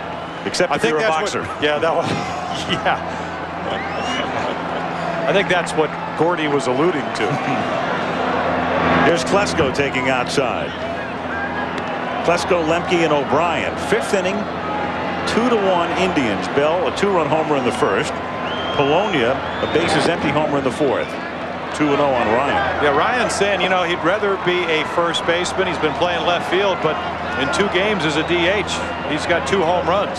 It's quite a pace. Only way he'll be a first baseman for the Braves is if they don't sign Fred McGriff. And that's line base hit over Baerga's glove and out into right field. Klesko with a leadoff single, and Mark Lemke comes to the plate. Well, Ryan hit .344 against right-handed pitching this year, and you don't want to go 2-0. And if you do, you've got to make a good pitch. This is not a good one. Belt high, middle of the plate.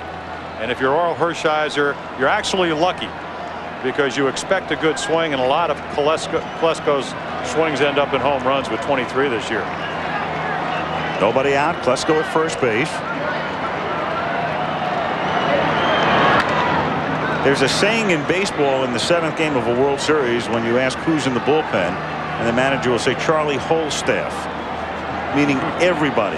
Well, for the next 3 games, if it goes that long, that's who's in the bullpen for the Cleveland Indians. With the possible exception of Dennis Martinez, who, if they win tonight, will be the starter on Saturday.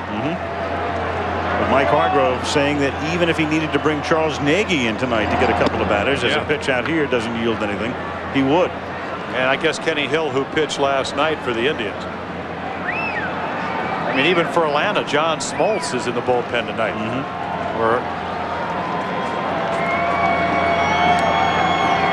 Smoltz would be a starter in Game 7 if we get that far. 2-1.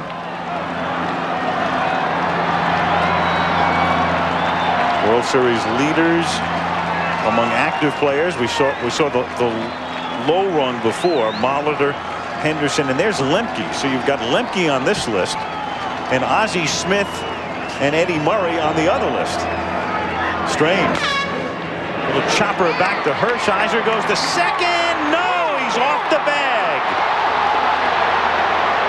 Harry Wendelstedt, the umpire at second. They will very often give you the in the neighborhood play there, but that was out of the neighborhood. And the Braves are runners at first and second. That was a couple blocks away. A rare mistake by a fine fielder. Hershiser with plenty of time. I think he tried to rush it, trying to get 2. And on a play like that, you have to make sure you get the lead runner. The ball's not hit fast enough for you to get 2, and that ball clearly pulling Vizquel off the bag. Yeah, you see him drop his arm a little bit, and when he drops his arm, Timmy, the ball tails. Arm up. Go ahead, Jim. Oh, that's right. You're right. I mean, you have to make that play, and we see the difference. Maddox already making some great fielding plays, and as we take a look, Klesko with a thumb injury earlier in the year. Yeah, the interesting thing is Klesko slides by the bag. If Vizquel had the wherewithal to come back and make the tag, looked like he jammed his left thumb into the bag, and he slides by it by about 2 feet. Vizquel's complaining about the call, trying to get the call. Had he immediately gone back to Klesko, he could have tagged him past the bag. But obviously, at that time, he didn't realize that he was past the bag, as Jeff Porter, the assistant trainer, is out looking at the left thumb of Ryan Klesko. That's why you see a that's a torn britches right there. That's why you see a lot of guys wear gloves or carry gloves in both hands, so they don't open the hands on contact with a fielder or a base. A lot of guys in the olden days used to put 2 hands of dirt to make sure that didn't happen. Now here's O'Brien in a situation where you might think bunt, but keep in mind Belliard's on deck, the number 9 hitter, is that stroke foul, so that would mitigate against a bunt.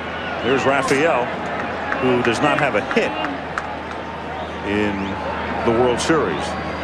Going back to that thumb injury, Klesko spent about 16 days on the DL in May with an injury to that left thumb. Klesko at second. Lemke, who reached on the error at first. And now he's up there to bunt with a strike, and it's a good bunt fielded by Sereno to Baerga covering for the out. So a 3-4 sacrifice. Runners now at second and third. And a pinch hitter for Belliard. Yeah, well, this is an interesting case here where with Jeff Blauser hurt and not even on the roster, Belliard was the man. Now they're forced, as Dwight Smith comes up, to go with Mike Mordecai or Ed Giovanola, who was in the minors and was activated when Blauser went down. I'll tell you, I mean, I think it's a good play. I think Hargrove's going to come out and talk about maybe who Orel wants to pitch to. You have to understand, Orel Hershiser had the best record as far as throwing double plays. The average is every time you have an opportunity, you get 1 out of 10. He's 1 out of 4.3. Jim Poole begins to throw now in the Cleveland pen. I don't think, I mean, I might be wrong about this, Jim, but I don't think you walk Dwight Smith in this situation. Not with a guy like Marquise Grissom, who's hit in every postseason game so far. I mean, it does set up a double play, but he runs so well, you'd have to hit the ball hard to get the double play, and you have a guy fresh off the bench. I pitched to Dwight Smith here. I don't even think about pitching around him. Oh, I'm not going to suggest that he pitches around him, but again, this is one of these situations. They're going to walk him. You were right. Well, it's strange, but again, this is saying, listen, I can get out of this inning with one pitch, and maybe some respect for Dwight Smith, who's a heck of a pinch hitter. If nothing else, it's taking the bat out of Smith's hand for the rest of the game, and the Braves will clearly be weakened on the left side of the infield. Belliard a much better shortstop than either Mordecai or Giovanola.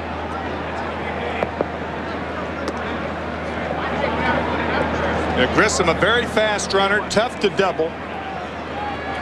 Dwight Smith, the fast runner. I mean, if Grissom gets a hit here, you could see a first and third and a Brave lead. This is a very brazen move, in my judgment, by Mike Hargrove. And I would imagine, Jim, you're right, but by going out to Hershiser, you're asking him the option, and I would think Hershiser said, let's walk him and take our chances with Grissom. And again, what you're doing, if you're Mike Hargrove, you're trusting Orel Hershiser to do what he's done all year long. We'll just have to wait and see if that transpires. Marquis 6 for 19 lifetime infield double play depth. And it's a little chopper to the left of the mound, and Hershiser won't have any play, as it turns out. The only play he would have had, the way that ball was hit, would have been a 1-2 force at home. And now the game is tied and the bases remain loaded.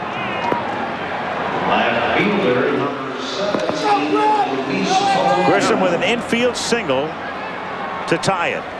Oh, you know, you talk about fate, and this is, I mean, it's a good pitch. Very, very tough play. And at 37, I don't think Hershiser's going to make it very often. Greg Maddux, maybe at 29, but at 37, you're about 65 pitches into the game. Cold, cool night. Very, very tough play. Well, if he doesn't make it, nobody makes it. He's got to try to barehand the ball. He played it perfectly. Yep. I mean, in the sense, that's the only way he could have made the play. Now a pitch out, as they thought Polonia would be squeezing, and he's not. Well, I tell you, that's some amazing strategy. The guy hits a home run the time before, and now they're looking for the squeeze. I think possibly Mike Hargrove might have been thinking about the criticism that he was under when he didn't pitch out in game 1 in the 7th. But this is a totally different situation. You got Polonia, not Belliard. Or they thought maybe they'd stolen a sign. I don't know. 1-1 to count. Yeah. I think it probably stems from the criticism he got not pitching out in game 1. Arguable point, I know, but if you are going to squeeze, that's the time to do it after a pitch out. Infield double play depth, and the 1-1 pitch is just off the plate. Ball 2. 2-1. Lemke at third. Smith at second. Grissom at first. Inning started with a base hit by Klesko, then the error by Hershiser. A sacrifice, an intentional walk, and the script single by Grissom. 2-2 in the 5th.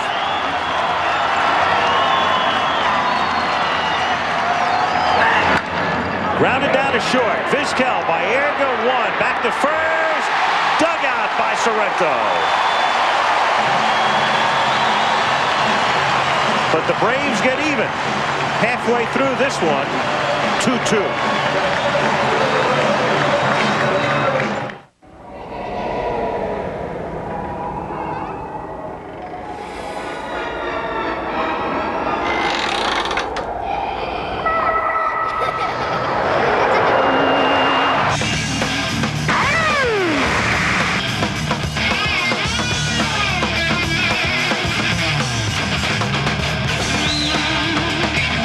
The Chevy S-Series. It's one ride you don't want to miss.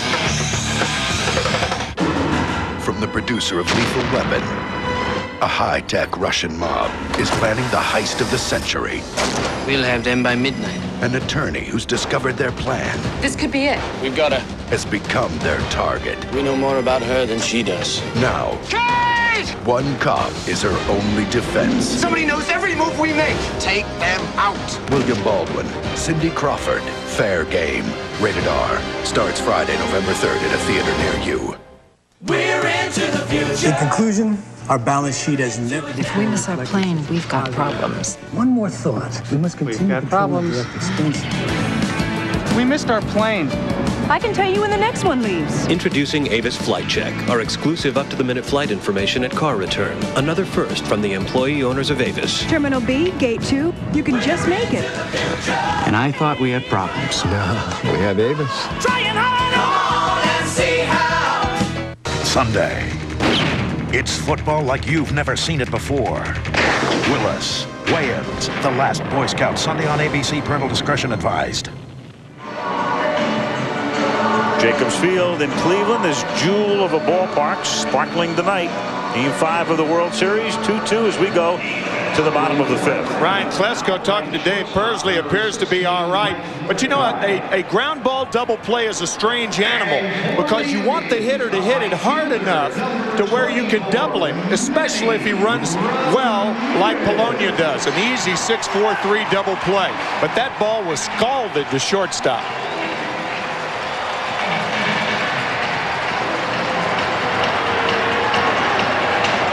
Mike Mordecai is the new shortstop. Belliard pinch hit for. And so Mordecai at short, who played sparingly this year. And Manny Ramirez leads off in the bottom of the 5th inning.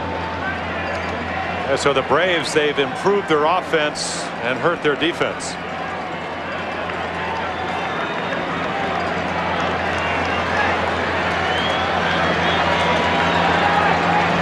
Bottom of the order, Ramirez, Sorrento, and Alomar.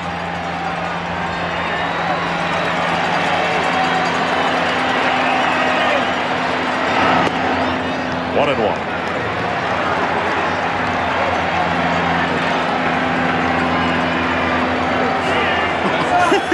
Good old Bobby. Bobby and Frank Pulley, I think, have had this conversation before. I'll tell you, I mean, Frank Pulley is calling the balls the way they should be. They're just a little bit outside. And of course, you know, good umpires, they just look over, I mean, give you the wave off.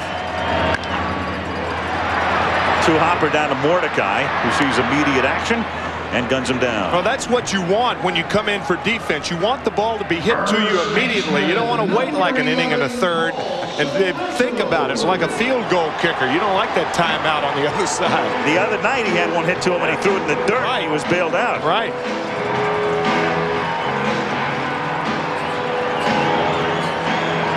Now Sorrento, who struck out in the 2nd inning.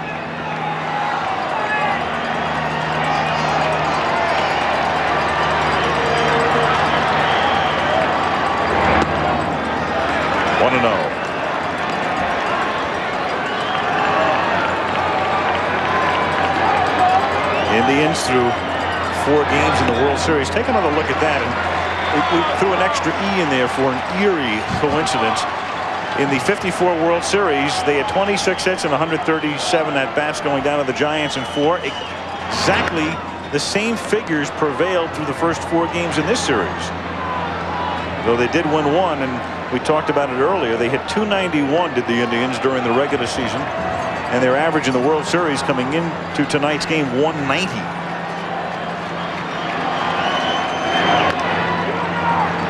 Rolled foul, 2-2. Manager Mike Hargrove, he said, you know, to me it's quite simple. We have not faced pitching as good as the Braves. Guys that change speeds, pitch to both sides of the plate. And the only guy they had some success with, and in fairness to John Smoltz, who hadn't pitched in 13 days, was Smoltz, a power pitcher. He lasted 2 1/3 innings on Tuesday night. 2-2 to Sorrento, is hit in the air to right field. and deep. Justice backs up and makes the catch on the warning track. Hit it off the end of the bat. Didn't quite get it. That's what Maddox can do. He is talk about all the mastery and everything. He's a wizard at keeping the ball off the fat part of the bat. Watch this ball hit right down on the end.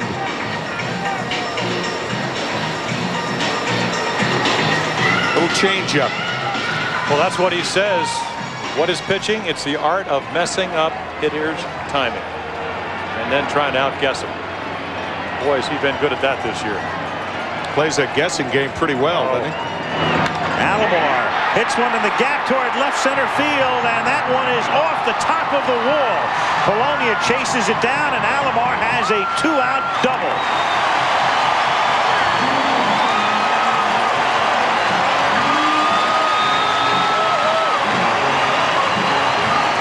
Well, Tim, he doesn't make too many mistakes. But in the division series, he made 2 of them, and they're on this pitch. A high slider, a hanging slider. Looked like it backed up into the strike zone. One to Castillo, one to Bichette. And that ball misses from going out by about 2 feet, maybe even less than that. I mean, this ball is nailed. Actually, you can see it just coming off the wall. And Luis Polonia there to hold Alomar to a double. That wall out in left field, 19 feet high. And it's not only an asymmetrical park, but the wall 19 feet in left, but if he hits it to center or right, it's 8 feet. Lofton. It's a little squibber up the line that bounces foul. 0-1. Davey Nelson wants to make sure it stays foul. Davey Nelson, longtime American League infielder.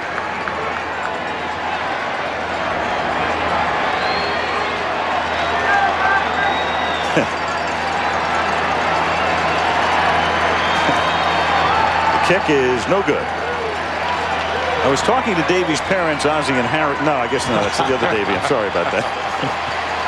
Well, what you're going to see right here, you're going to see the Atlanta infielders playing a little deeper with 2 out and a man on second base.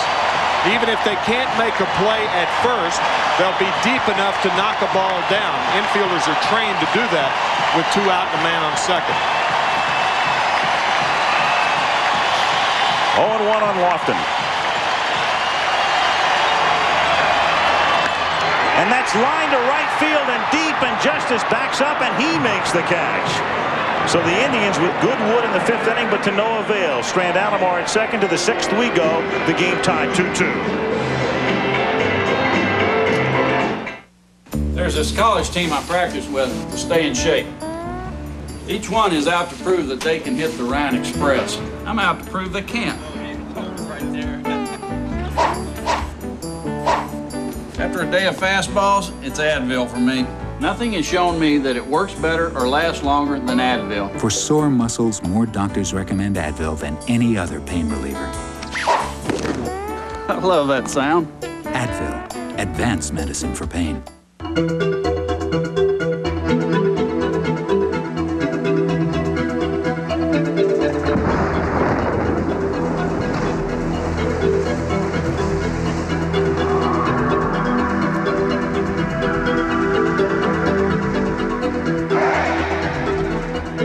Chevy Blazer, the only sport utility vehicle with a driver control system. It's nice to know it's there. This is about advanced communication technology, about what's happening today, how things like the virtual office and call centers can work for your business.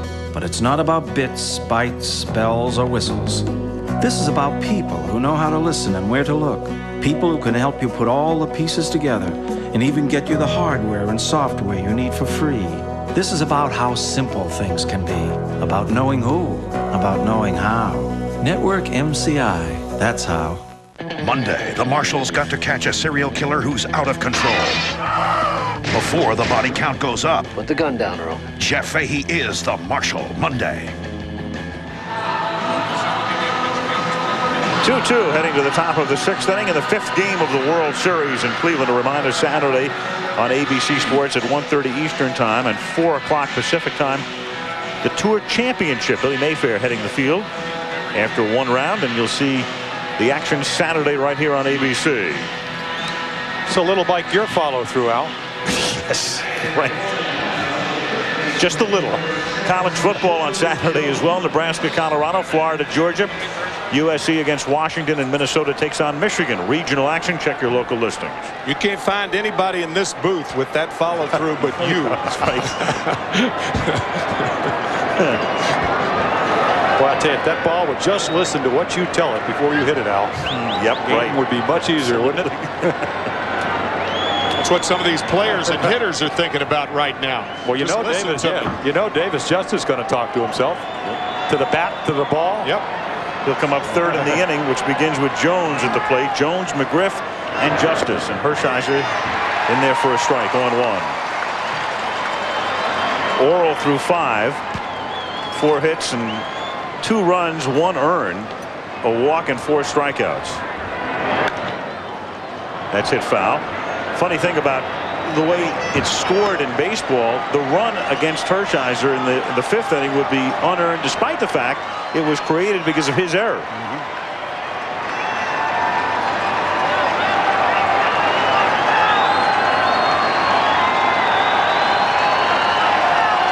0-2 to Jones. Got him. Well, there you go. What Greg Maddux does so well, something you talked about earlier, Tim. Right. Hershiser, page right out of the book, both sides of the plate. That tailing fastball that Chipper Jones thinks is going to be inside, and right on the corner. At least Frank Pulley thought it was. That pitch most effective right at the belt. You see the left-handed hitters lift the hands. Once they lift the hands and that ball tails back over the plate, they're dead. Freddie McGriff has struck out twice tonight. Orel has struck out 5. 1-0.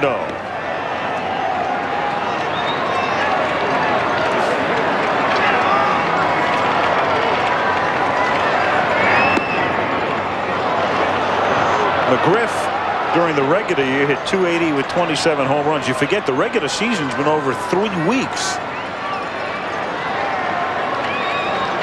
It is a long postseason, but it's been a very exciting one.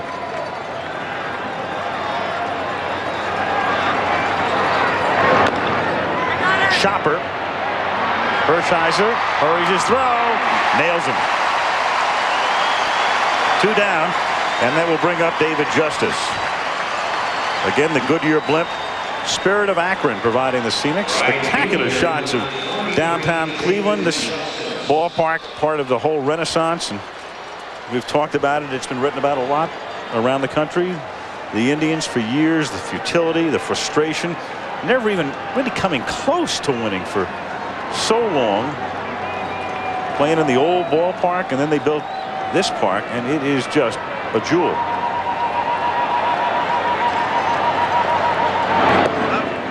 One 1-0 on Justice. Well, I'll tell you what, Orel Hershiser has liked to pitch here over the course of this year. Went 10-2 here. A little over 2.5 runs a game. That's an amazing ERA in this ballpark. 2-0.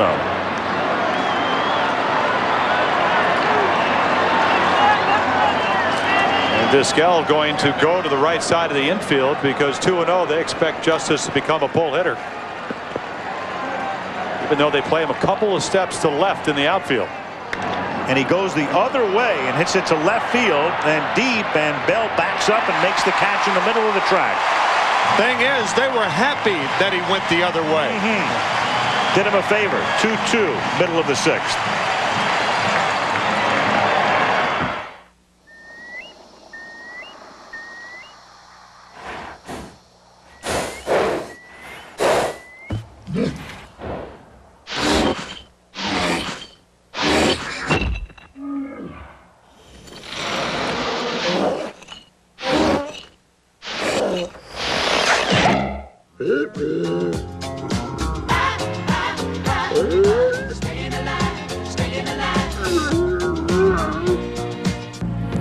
Time. It fools you. You think you have all the time in the world, and then one morning you wake up and you're older and getting closer to retirement. But many Americans haven't saved enough to enjoy it. That's why there's Sun America, Ask your financial advisor about us today. Because it's not just your retirement, it's your future. Look to the sun. Sun America. At 11, photos of O.J. covered in fake blood. You decide if they belong in an art gallery. Plus, a Southland serial killer's unusual sentencing day plea. At 11, only on Channel 7. Well, I think things are going to get very interesting now. 2-2 as we go to the bottom of the 6th inning. And now the bullpens are going to come into play. And Wohlers didn't have it last night after working 2 2/3 innings 2 nights ago. Mesa worked 3 innings 2 nights ago. It's going to be a very interesting set of circumstances that develop. Well, it's not as worrisome for Bobby Cox as it is for Mike Hargrove. You may even see a guy like Mesa come in the 8th inning of a tie ball game. Even though he hasn't done that very much, but I think Bobby Cox said, I'd love to have Maddox go 9 innings and not worry about Wohlers. But I'll tell you what, Maddox that we're seeing tonight is not the Greg Maddox that we saw Saturday night in Atlanta. Not pitching badly, but not on top of his game. A lot more fly balls, and lately a few line drives. Actually, Maddox has only allowed 2 hits since the 1st inning. The 2-run homer by Bell, the walk to Murray. Only 2 base runners since then. Tony Pena, I don't know if he was hit by a ball that went into the dugout or what. He's got I mean, that is the quintessential fat lip. Bottom of the 6th inning, Vizquel leading things off. Strike 1. He wants to be like Chipper Jones. Chipper Jones on the Friday night in the workout in Atlanta took one off the wall. Yeah. 2 of a kind. Strike. 0-2. Vizquel, Baerga, and Bell. Game tied 2-2. Bottom of the 6th inning. Rolls slowly toward a charging Mike Mordecai, who throws him out. One shortstop takes care of the other, and Carlos Baerga, who was twice grounded to second base, comes up. We understand our producer Kurt Gowdy Jr. telling us that Tony was warming up Hershiser between innings, and that's how he got the fat lip. Obviously without a mask. Yeah, when you don't have your mask on, what you want to do is olay those balls in the dirt. It's going to hit you. It's going to hit you in the rear end.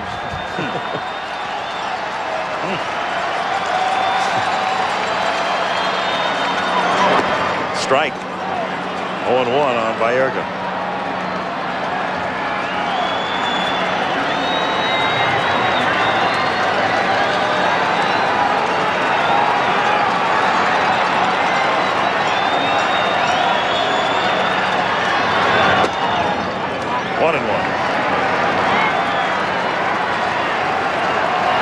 Martinez telling Tony, you got to wear a mask. Yeah, because if the Indians win tonight, Pena will be catching Martinez on Saturday night, and he wants him healthy. And they might need Tony as a pinch hitter tonight. Sure. As well. That stroke down the left field line, fair ball, bouncing into the corner. Polonia plays the carom perfectly. Baerga on his way to second, diving in with a double.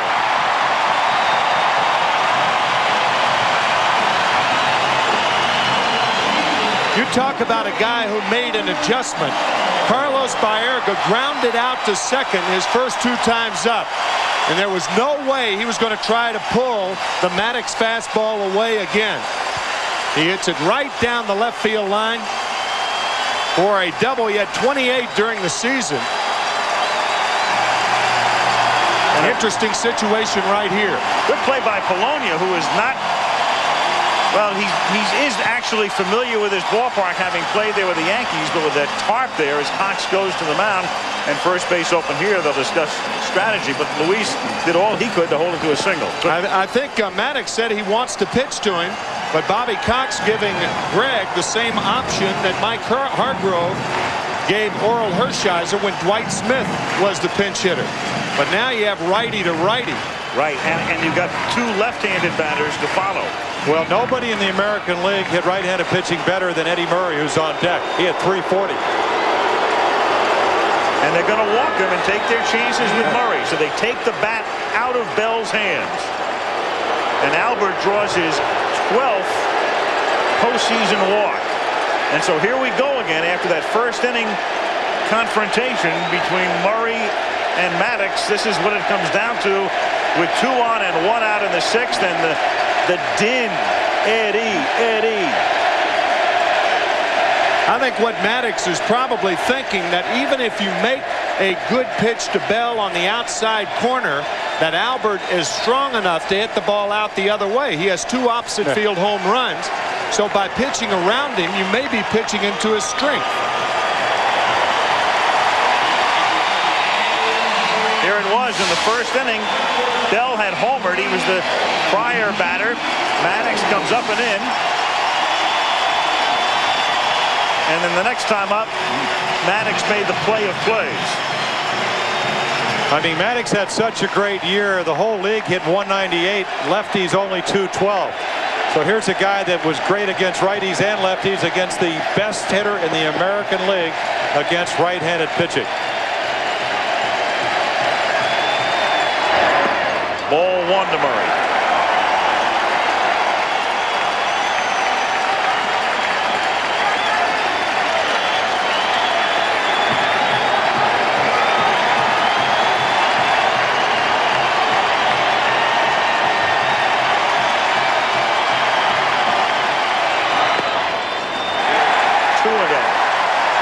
You mentioned that 11 for 62 lifetime in the World Series. You can exercise a lot of demons with a big blow here. On top of that game-winning blow 2 nights ago.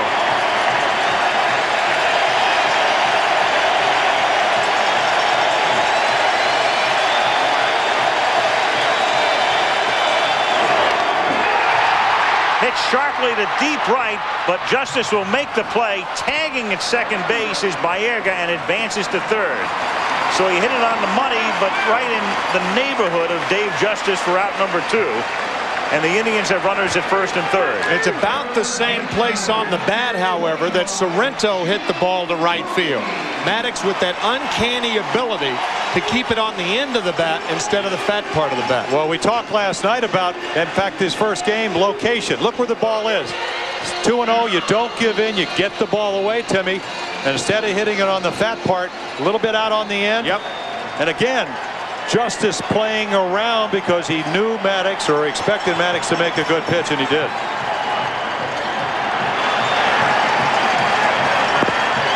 Good pitching and good scouting right there, too.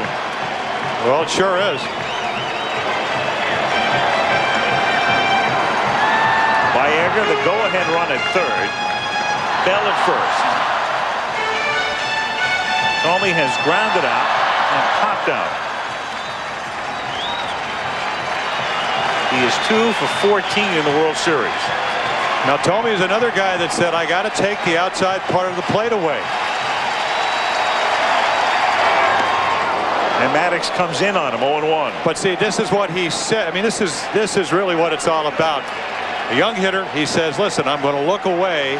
I'm going to take the pitch inside. And then in a clutch situation, and this is what good pitchers thrive on, they know hitters are going to expand the strike zone. He throws the first pitch up and in. Thome said he's not going to swing at it, and he does. He's behind in the count. Fisted foul straight back, 0-2. 2 of them inside. 2 inside fastballs to an inside fastball hitter.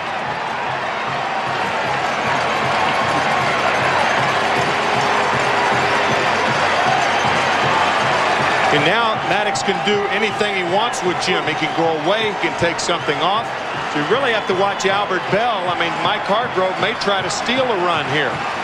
And McGriff's going to play off the bag at first base. Right. They'll give Bell second base uncontested if he wants to go. And the pitch is popped up in foul ground and back in the seats. Well, I think it's too early for that, Al. I mean, here we are only in the 6th inning. If you give Albert Bell second base, Thome gets a hit. You're 2 runs behind if you're Bobby Cox. I think they realize that Albert Bell is not a fast runner, and they can afford to play McGriff behind him. I think if he runs, I think Charlie O'Brien will try to look Baerga back and throw through. Yeah, neither of these base runners with good speed. No. Especially with Baerga with the bad ankle. Well, they're almost daring Bell to run because Belliard or Mordecai at shortstop and Lemke are well away from the bag. Of course, there are 2 outs and 2 strikes. But when you look at the middle infielders, you really get the feeling that they are giving Albert second base. Yep. They're normally positioned.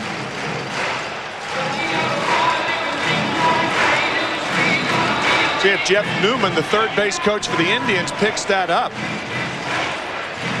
And if he does, they may send Bell here. If it's a no-risk situation for the base runner, the good news for you is that it takes away a force at second base. Yeah, if they're going to give it to you, take it. He won't take it, and the pitch is up high. 1-2.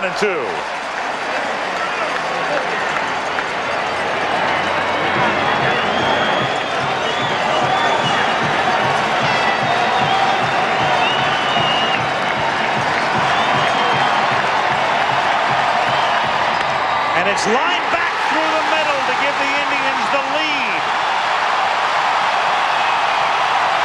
Bell goes to third. 3-2.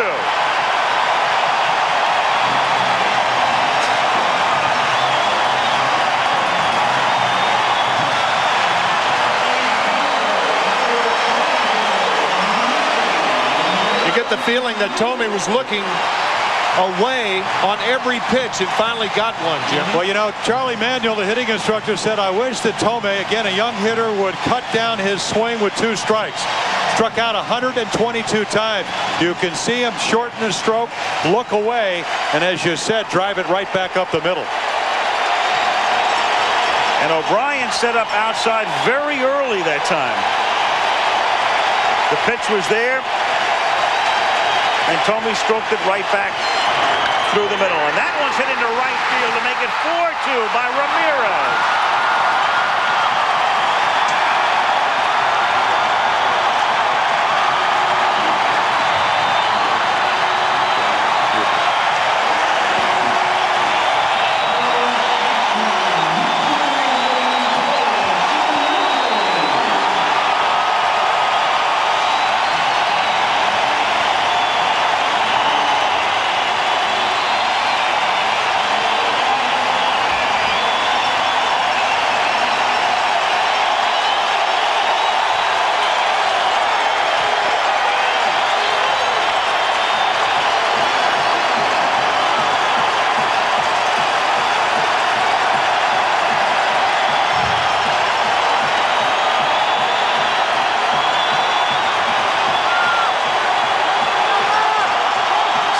At the plate, first and second, 2 out, 0-1.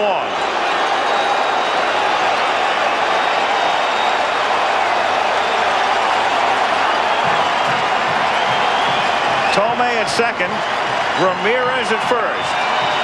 4-2 in the 6th.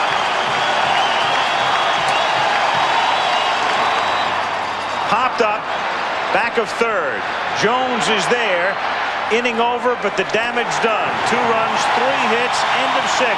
Cleveland 4, Atlanta 2. Back we come after this from our ABC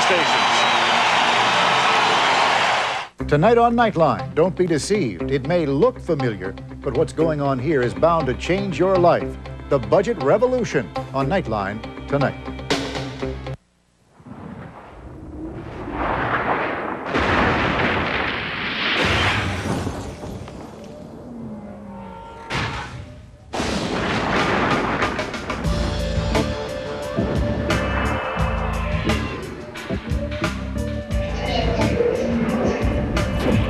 Presenting the BMW 7 Series, a luxury car with the soul of a BMW, the ultimate driving machine. All right, what do you think about a story about how Roger Clemens has lost his best fastball? He has not lost his best fastball, Jack. Oh, come on, 89, 90 miles an hour tops. 95, 96, 2 weeks ago, 100 earlier this year in Detroit. He can still bring it. Yeah, I don't believe that. All right, wait, we can settle this real easily. Rocket, could you come in here for a second? What's up, gang? Jack here says you can't bring it anymore. Oh, is that right? Can you hold that for me, please? 98. Pretty good. Pretty good. I told you there was no story. Got it. Thanks, Roger. You got it, guys. Anytime. This is $5,000 for the baby. I'm embarrassed to take this. You could do something with it. Like what? Go on a cruise? If your mother and I want to do that, we'll do that.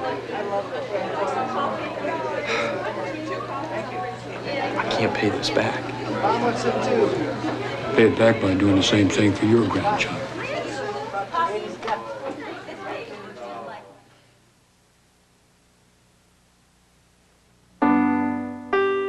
What would you give to see the way your father was at your age? Time steals memories. Now that you're a father, these memories are a gift you can give your children with a Panasonic Palmcorder camcorder. And unlike so many camcorders, Palmcorder tapes can play in any VHS VCR, so you can share your memories with your children or anyone. The Palmcorder. Its tapes play in your VCR from Panasonic. Could you be happier living with less? Next, Oprah. Cleveland leading Atlanta 4-2 in the 5th game. And changes now for the Indians. Wayne Kirby for Manny Ramirez in right field. And Herbert Perry, who sparkled in the field 2 nights ago at first base, for Paul Sorrento. Klesko takes a strike as we start the 7th inning. Now, to give you an idea of what a monumental task the Indians have done, only twice in the regular season has Greg Maddux given up 4 or more runs. Once in the postseasons against the Rockies. I mean, what a year he's had.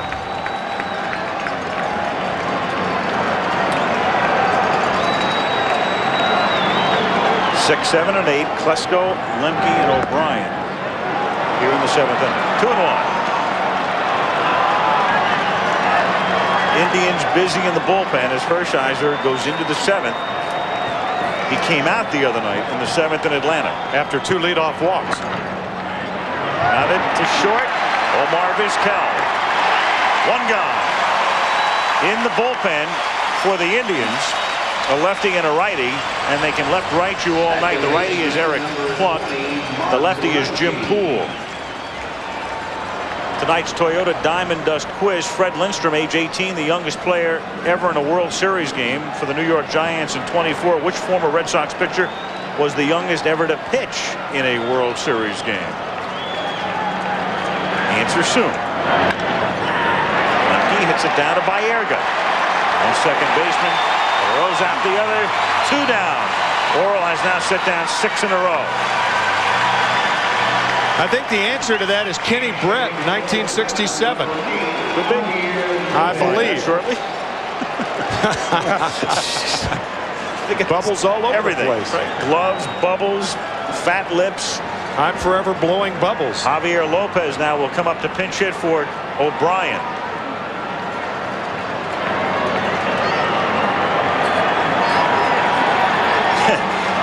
You know, one big difference between the designated hitter and not having it is that if this game's in Atlanta at this point, with the number 8 hitter coming up and Maddux on deck, Cox would be almost certain to bat for Maddux. But in this situation, he can keep him in the game. He doesn't have to worry about that thing. 1-0. Yeah, because I think Bobby's past the point of bringing Maddux back on Sunday night. Because he's already past the point. He's thrown too many pitches right now. He's probably up around 90. Certainly as a starter, the Maddux could come out of the bullpen on Sunday night. 1-1.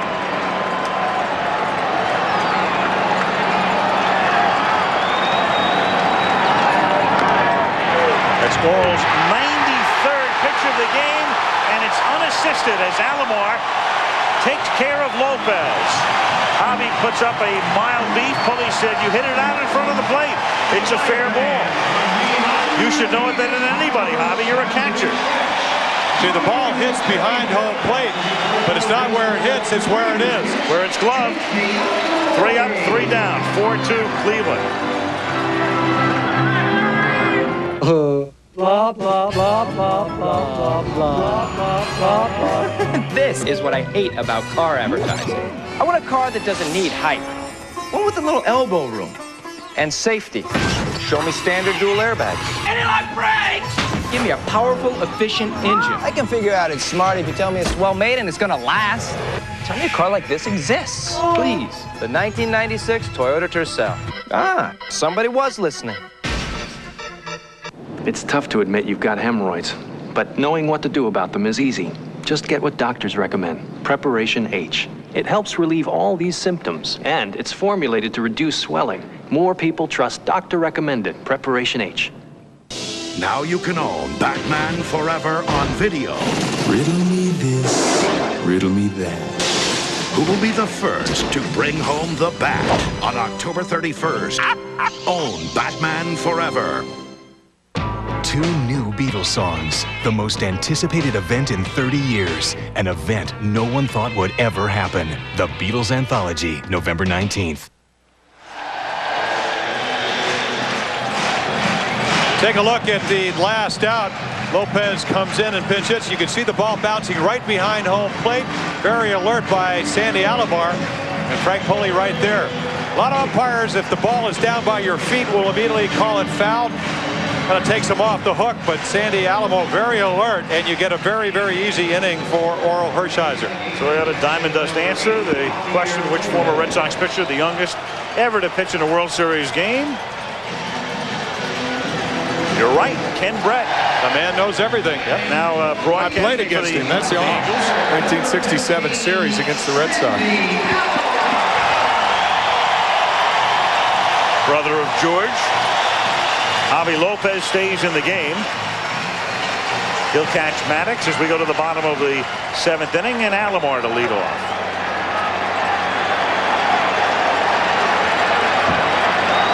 Sandy, the number 9 hitter. We'll see Lofton and Vizquel, and that's stroked into right field for a leadoff single. Sandy Alomar 2 for 3. Seems like the deeper in this game that the Indians go, the more they look away from Greg Maddox. Well, they've made some great adjustments. Yeah. You know, they're a very young ball club. I mean, only 6 guys on the Indians have postseason experience, 11 on Atlanta. But they must be quick studies. I mean, Maddox, this is postseason, but during the regular season, 18-0 on the road. Hasn't lost in his last 20 starts. Brad Klontz and last night's star, Pedro Borbon Jr. throwing in the pen. And I think Bobby Cox encountering what's so difficult when you have your ace on the mound. Very tough to take an ace out. One to know to relieve him. You just don't see him struggle this much. Line to center field and right into the glove of Marquise Grissom. Lofton's hit a couple of balls very hard tonight, but he is 0 for 4. Tonight's Game 5 of the World Series is being brought to you by Toyota and their full line of quality cars and trucks. Toyota, I love what you do for me. Sun America, the retirement saving specialists, and the makers of Advil. The reason that the hitters are looking away now is because Maddox is fatigued and can't come in with the same velocity that he could earlier. So if he comes inside, it's going to be bad, not for a strike. Vizquel, 1 out. Alomar at first base. Jones in on the grass at third.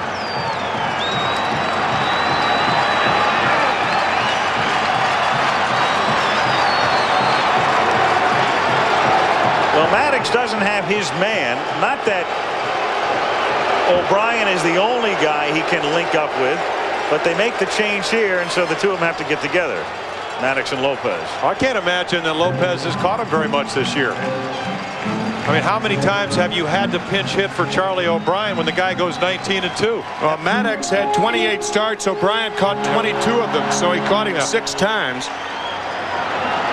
And Greg is such a perfectionist. Well, sometimes a pitcher has problems seeing in that shadow between the catcher's legs when you put down fingers.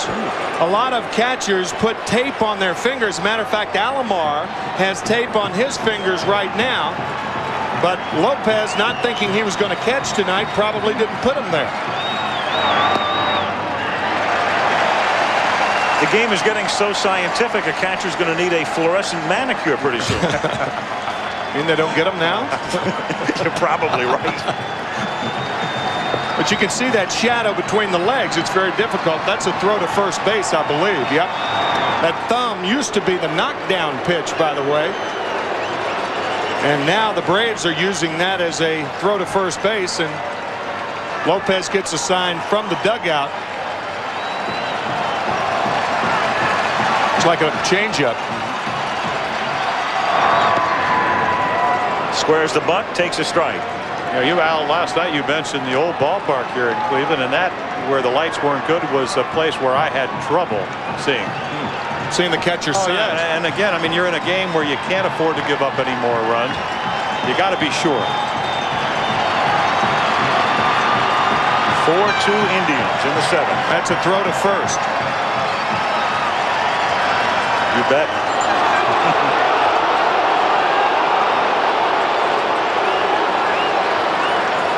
And they think Alomar is going to be running. Seems like the only way he'll be running is part of a hit and run play.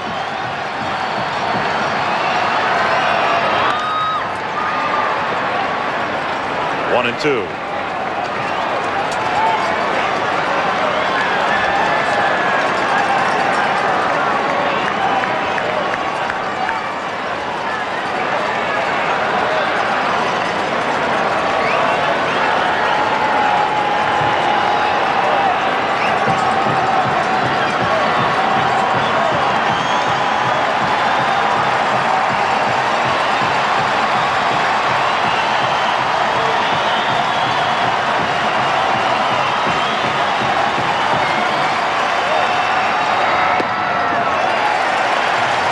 That was interesting. Maddox stared off 3 signs then. Some pitchers like to stare off a sign. They'll just keep staring and won't go into their motion until the catcher changes the signs. And with nobody on at second base, they're using just a 1 sign. You see Maddox staring that off? He wants the fastball inside again. Got him. Put the pitch exactly where he wanted it, exactly where Tim McCarver said it would be. And Vizquel gone on strikes. Well, see, you know, he's still pitched very well tonight when he's gotten ahead with 2 strikes. But going back to the point earlier, Timmy, early in the count, the Indians looking away, getting pitches away, and hitting pitches away. Especially in this inning. The first pitch to Alomar, outside, line to right field. The next pitch to Lofton, outside, line to center for the out. And now Maddox coming back inside a little more. Now by Erga. Strike. That was the 100th pitch thrown by Maddox tonight. And if Indians win tonight, Tom Glavine will pitch Saturday night for the Braves. And you know, here's the guy that just stays away, away, away. Great change of great fastball. Interesting to see if the Indians can make an adjustment on him. Broken bat Squiver hits slowly down to second, and Lemke throws him out. We'll go to the 8th in Game 5. The Indians trying to stay alive, leading 4-2. We're into the future. We're into the past. Mommy's off. Not this mommy. Not in this car. Avis satellite guidance. First in the most cities across America. Another way the employee owners of Avis are making the future safer, faster, and better. Destination ahead. We're into the future. You found us. Avis did. Come on, see how. It has dominated the field. And now Toyota's newest 4x4 Tacoma has arrived. Only it's stronger. Tacoma's impressively powerful new 190 horsepower V6 outguns the leading competitor's best. It's tougher, out here where toughness counts. And with its class-leading ground clearance, Tacoma runs free. Toyota Tacoma, the arrival of the fittest.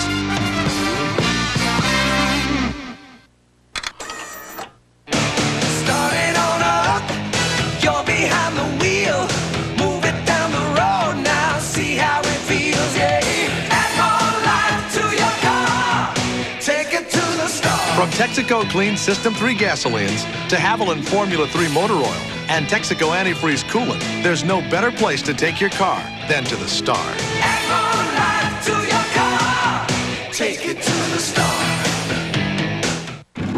Sunday, November 5th. Get ready for the ride of your life with Jean-Claude Van Damme and Rosanna Arquette in Nowhere to Run. Parental discretion advised. Going to the 8th inning, Cleveland leading 4-2 at Jacobs Field. Al Michaels with Jim Palmer and Tim McCarver. The Atlanta Braves trying to win a world title, which would be the first for that franchise since 1957 when they were based in Milwaukee. And the Indians trying to stay alive and earn a trip back to Georgia.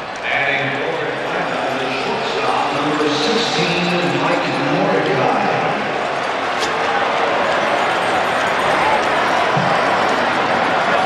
Mazzoni and Cox conferring as Maddox is into triple figures and probably done for the night as Hershiser gets set to work here in the 8th inning.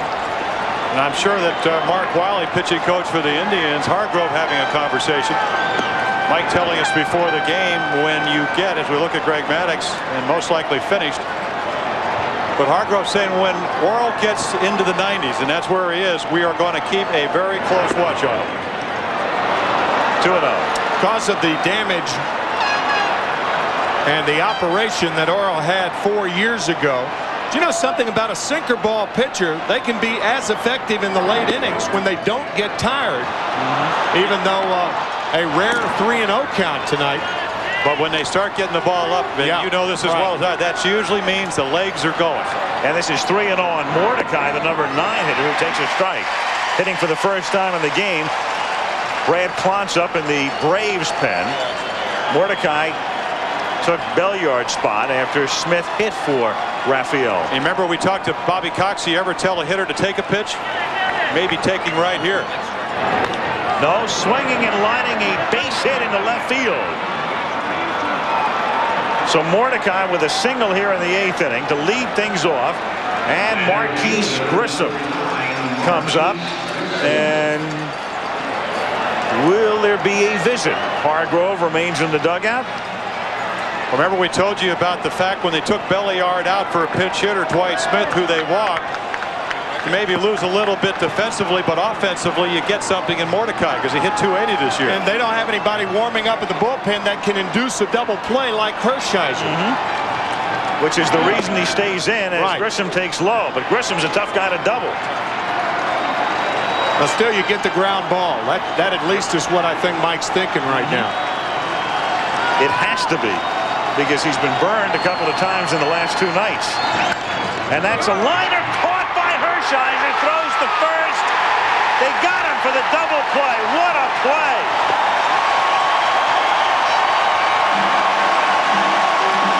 Well, Maddox made a fabulous play before, but under these circumstances, that is as good as it gets. Well, that was an extraordinary play. Well, this may be a ticket to Atlanta right here. A 1-3 double play.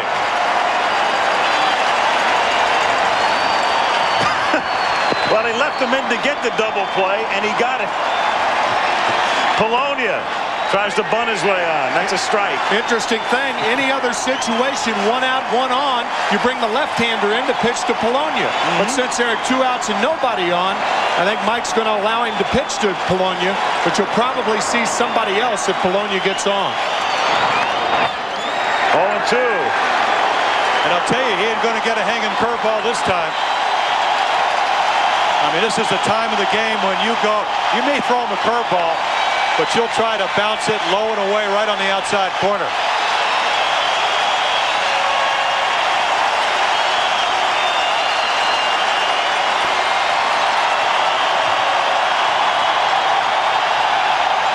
Bulldog has him in a frenzy.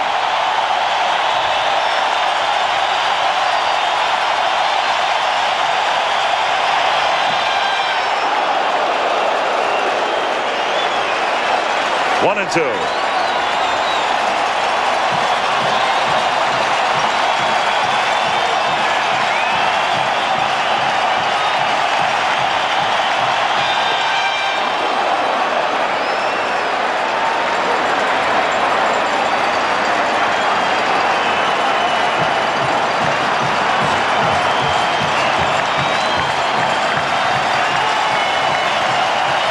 2-2 the count.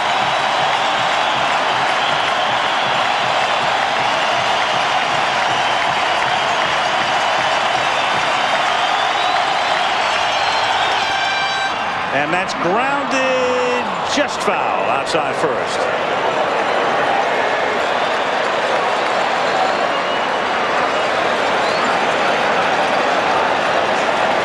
That was very close to being a base hit.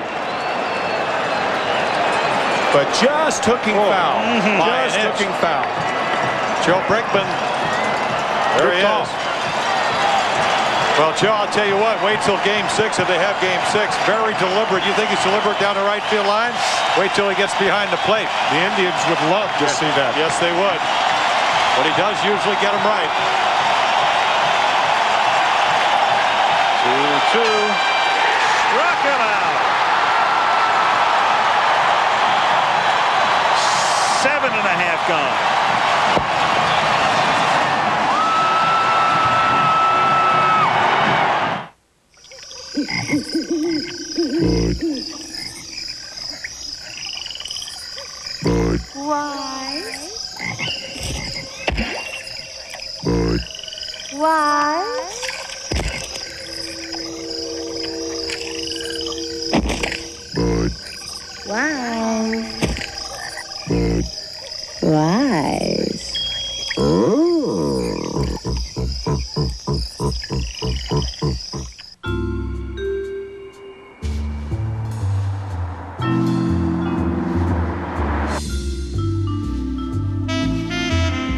It's been said that everyone will be famous for 15 minutes.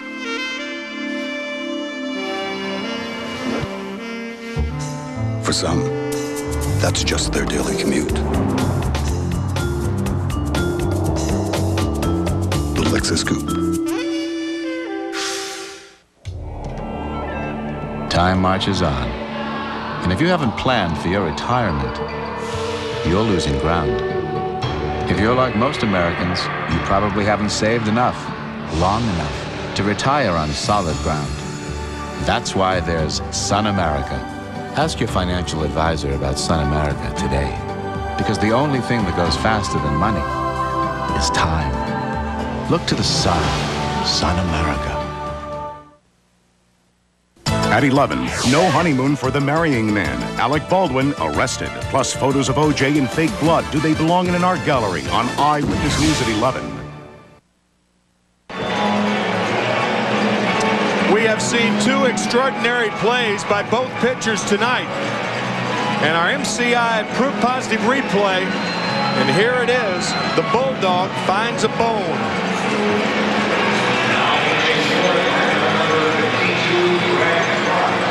Extraordinary. Well, game saver. Gold Glover in 88.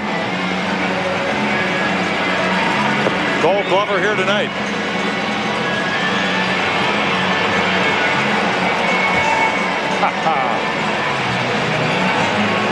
I can't tell you how good he felt after that line drive. Stuck in the leather. If he doesn't make that play, it's 1st and 3rd, nobody on. The whole complexion of that inning changes. Sure, no doubt about it. With Polonia and Jones and McGriff following. Right. Bottom of the 8th inning. Bell, Murray, and Tommy Brad Klontz on in relief of Maddox. My key is not open.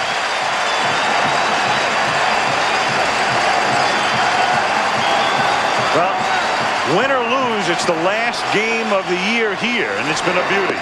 Strike, 0-1.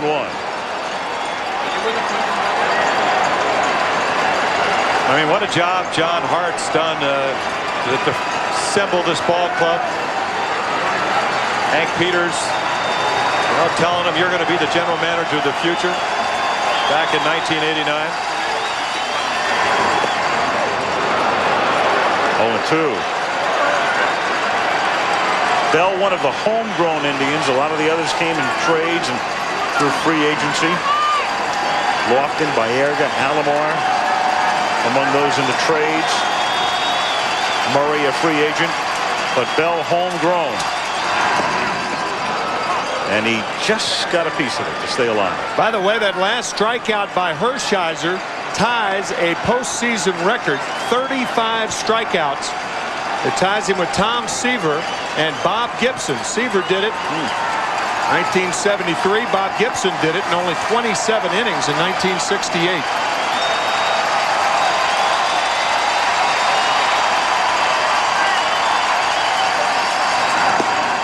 Bell gone.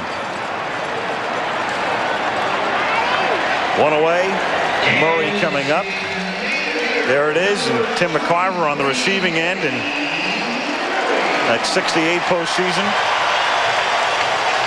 Seaver doing it the year that the Mets win the pennant despite finishing 3 games over 500 in the regular season and knocking the Reds off before losing to the A's in the World Series. They're all saying, you know, the hardest thing in the postseason is to handle that adrenaline rush. Think that's not flowing right there on the bench? I was just thinking, you know, Bob Gibson with that extraordinary 35 strikeouts in only 27 innings, besting Seaver and Hershiser, actually, even though the same amount of strikeouts, fewer innings. But the Tigers beat Gibson in Game 7, and this could be just as big a win if the Indians could beat Maddox tonight. 1-1.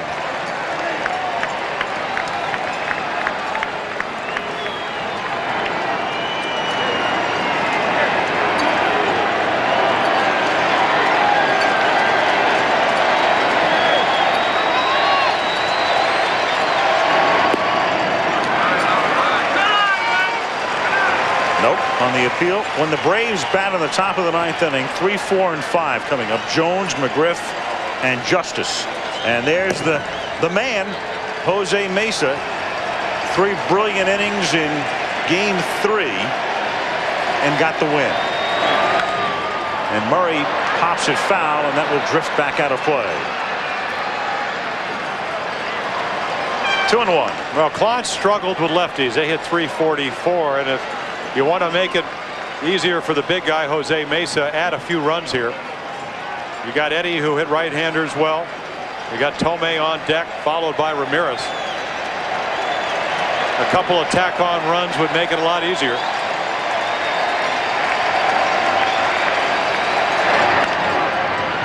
Ground ball to the right side, corralled by Lemke. 2 down, and Jim Tomei comes up. If we go to a 7th game, we'll have it on ABC. A 6th game on Saturday night. Again, here's a hint. Bob Costas is beginning to gargle right now.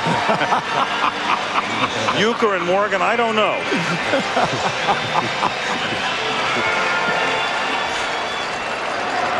Dennis Martinez goes in Game 6. And Tom Glavine for Atlanta. Bob and Joe happily gargling. Yes. Well, this has been a terrific World Series. 3 one-run games. Last night's game 5-2, but a lot of drama throughout. And a beauty tonight in Cleveland.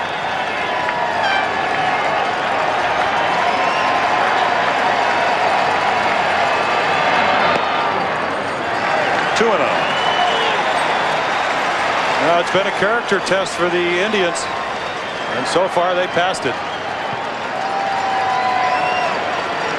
I mean, Tomei, what did he tell us down the hallway? We're going to have to play a little bit better. And to this point, they have. Foul back. 2-1.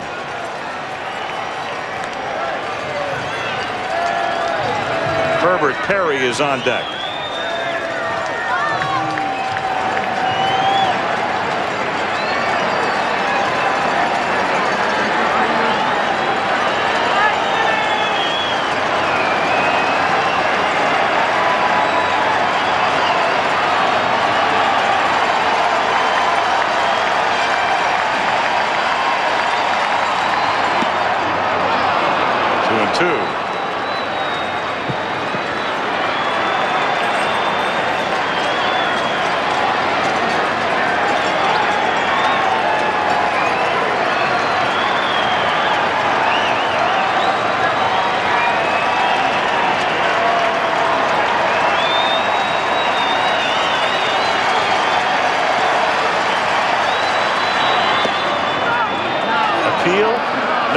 3-2.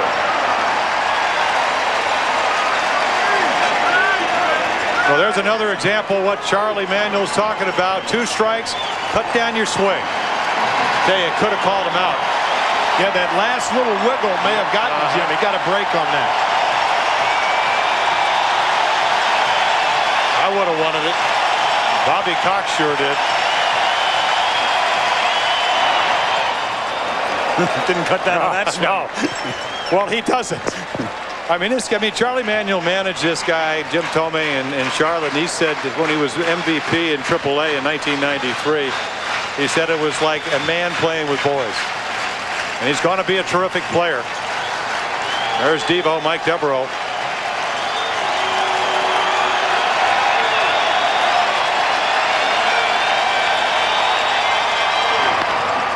Ripped foul. I have always thought that cutting down on your swing is really a misnomer. What you do is you adjust your thinking with 2 strikes. You don't take the same swing with 2 strikes that you would take 2 balls and no strikes, 3 and 1. It's almost like you back up your thinking. You kind of corral your thinking a bit.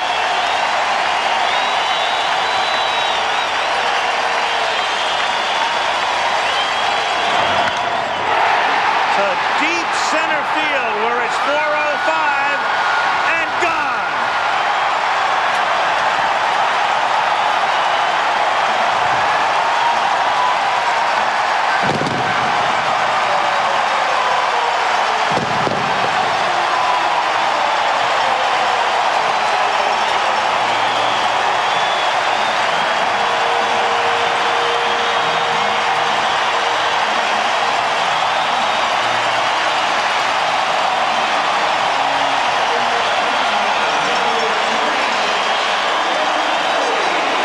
This ball might be hit 450 feet to straightaway center field. Forget this one. This is what they do best. 207 in the regular season. I'll tell you, if he cut down on his swing with where he hit that ball, had he aired it out, he may have hit it to Akron. Man. And over a 19-foot high wall by plenty. Strike to Perry, 1-1. That ball would have gone over the Great Wall of China. Mercy.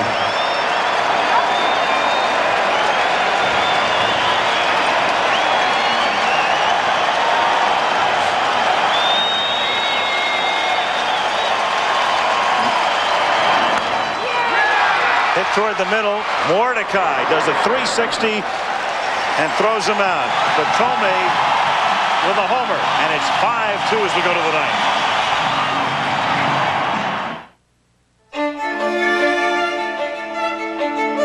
The most affordable Lexus now comes with a moonroof, 6-disc CD auto changer, leather-trimmed seats, and chrome wheels worthy of a Lexus. And with a savings of up to $2,000, you'll laugh all the way to the bank. The ES 300 Luxury Value Package, available while they last at your Lexus dealer. Major League Baseball Home Video presents the Ultimate Series Souvenir, the official 1995 World Series video. All the drama of the 1995 World Series, plus exclusive interviews are showcased in this remarkable video. To order the 95 World Series video for $19.95 plus $4.95 shipping, use your credit card and call 1-800-787-6227. 1-800-787-6227. A crime of passion. He's dangerous. Or a cover-up. He's a player, likes his women. I did not touch her, and I never had sex with her. How far will it all go before Hollywood's biggest scandal is exposed? Doesn't matter if you're in bed with him or not. You might be the next one dead. Murder One next Thursday on ABC. Friday, this was the 2020 that touched your hearts. 2 sisters joined at birth and only one survived. This week, we'll show you her incredible life. Plus, if you're one of the millions who drive these minivans, could this happen to you in a crash? Is Chrysler doing enough to keep you safe? What you should know on 2020 Friday. We go to the ninth. Jose Mesa comes in, and we can tell you the executive producer of ABC Sports, Jack O'Hara, coordinating producer of the Baseball Network, John Filippelli, and the producer of the World Series, Kurt Gowdy Jr. Great job by Kurt, and our director, Bill Webb. And the rest of the gang providing the scenics and the audio from Cleveland, where it has been a great night for the Indian fans. Woody Fryman and the rest of the gang. We appreciate the efforts of all as the World Series and Steve Hurt and the gang and everybody head to Atlanta the way it appears right now. Well, this we'll see. Yeah, no different than last night. Indians came in trailing 5-2. You need base runners. Last night was against bowlers. Tonight it's going to be against baseball's best right-handed reliever. 46 out of 48.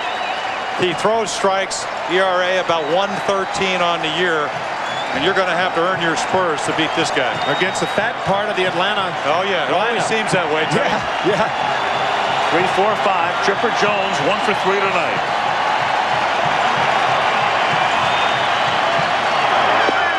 One and oh. You know, Bobby Cox telling us, you know, Wohlers occasionally will get wild, but Mesa, what do you say? Doesn't he always throw strikes? So I don't see, unless he goes 2-0, 3-1, I don't think you're going to see him take it. 1-1.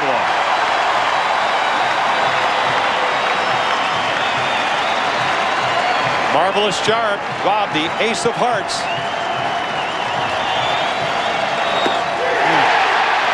1-2. Jose Mesa, you can see him on the speed gun. He used to be a starter, had 4 pitches. Now it's 2. Fastball, slider. Just got a piece of it. Every once in a while, throw that slow curveball. Used to throw a splitter, hasn't thrown it all year.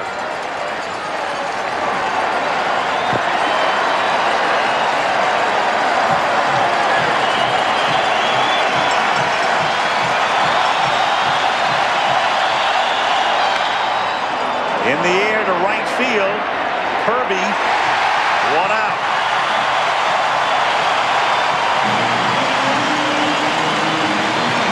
Freddie McGriff coming up.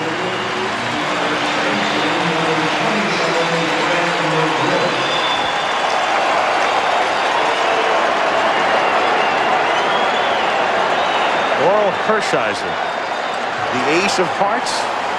Yeah, he is. I think he was a royal flush tonight, is what he was. Yes, he was. 1-0. The Bulldog. In front of a full house. Yes, absolutely. With all the money on the table, too. 1-1.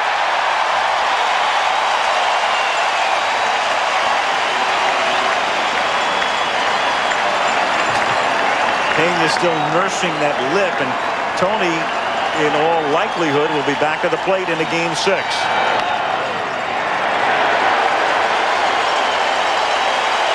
ball, 2 strikes. Well, that's what he told us up in Seattle. I said, are you catching, Dennis? He said, yep, it's catcher's appreciation night. My turn.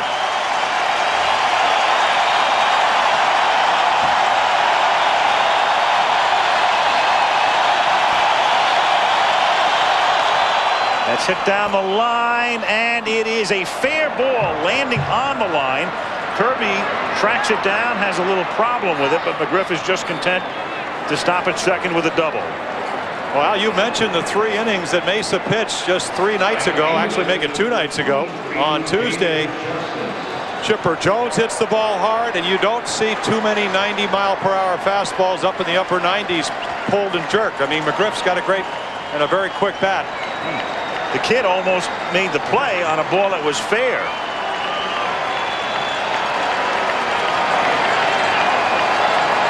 Now Justice, 0 for 3 tonight.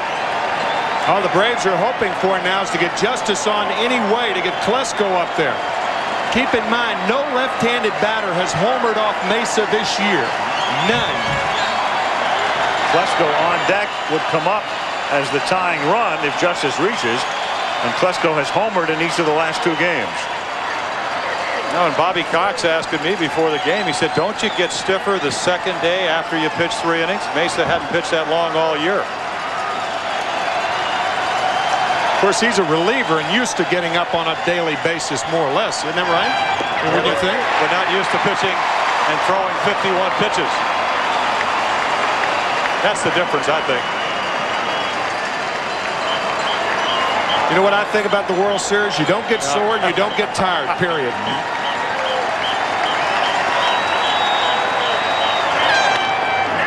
Hit to the right side, scooped up by Baerga. 2 down, McGriff goes to third, and Klesko comes up.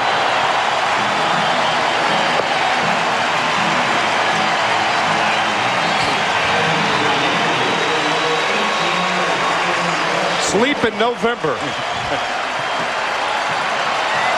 Well, that's what they used to say. You got plenty of time to rest all winter.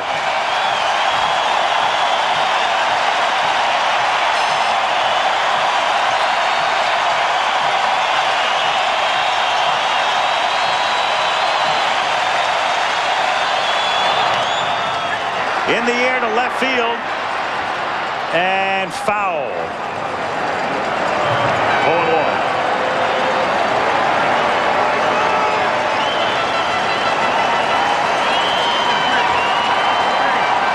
Klesko breaking his back. Yeah, you got to hope that his left thumb is all right. Take another look at Hershiser.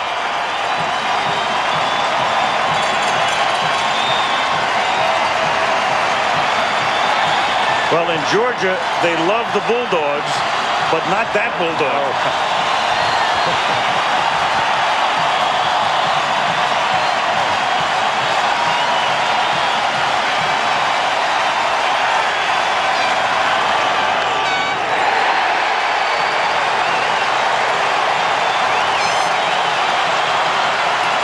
Oh, 2.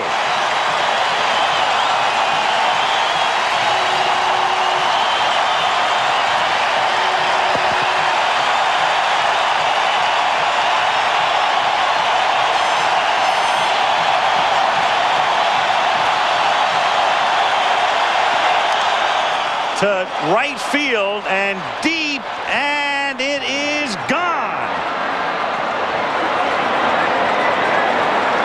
1 strike away. Klesko hits 1 out. On the heels of us just saying that Mesa had not given up a home run to a left-handed batter all year long. Brother. Well, we saw last night, Timmy, that Bobby Cox had to come out and get his ace bowlers.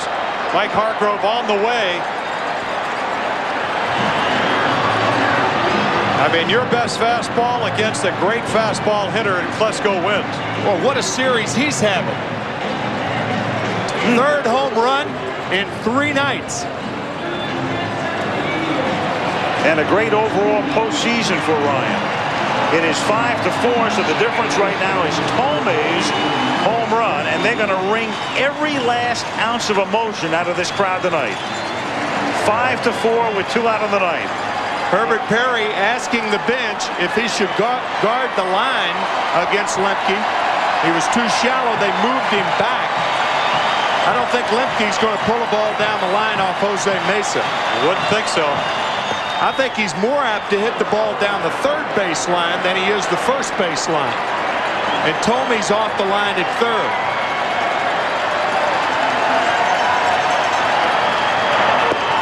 One and one. Yeah, normally, Timmy, we talk about it all the time. This is a guy you play pretty shallow, but with a 1-run lead and 2 outs, you don't want to be too shallow. The last thing you want is a double over your head or up the gap. Again, the Indians get to within a strike. 1 and 2.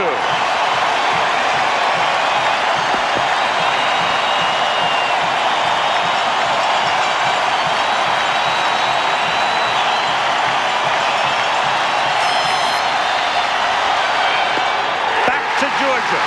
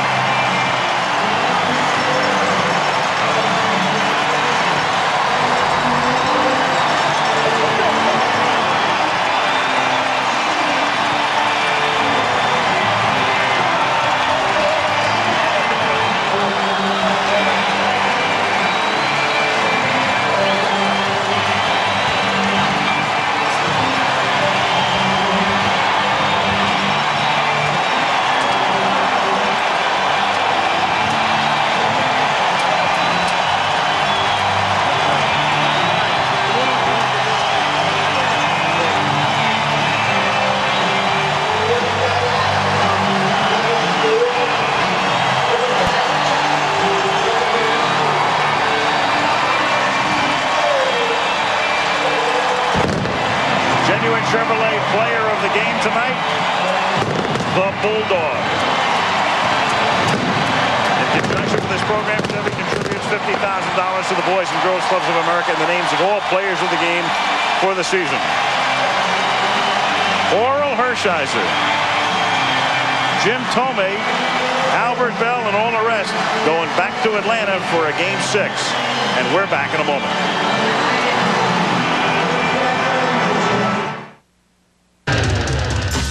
It's primal. It's wild. Alrighty then. It's savage.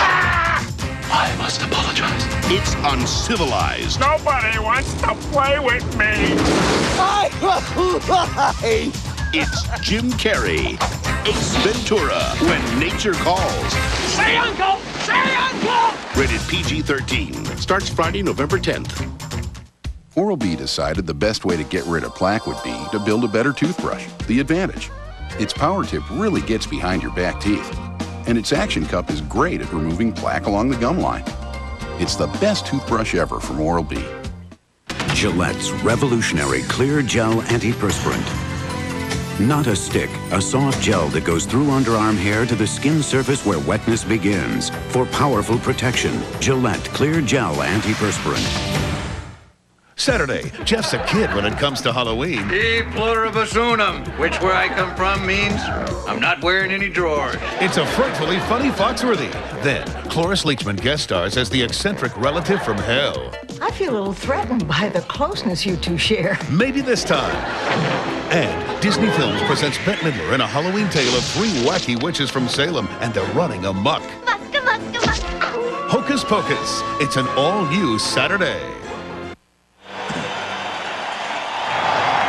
Goodyear Blimp Spirit of Akron needs no helium right now. It just floats on the emotion emanating from this ballpark as their Indians have won it 5-4 to extend the World Series. And we get a word from John Saunders. John?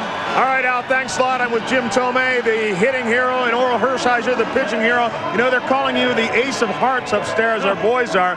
And it looks that way. As much as you pitch with your arm and with your head, it's coming from inside as well. Well, it was just an unbelievable game. You know, the emotions, they're starting to come out now, but I've had to keep them in check all day and all night. And after the poor performance in Game 1, I really wanted to make up bad, and fortunately, it worked out.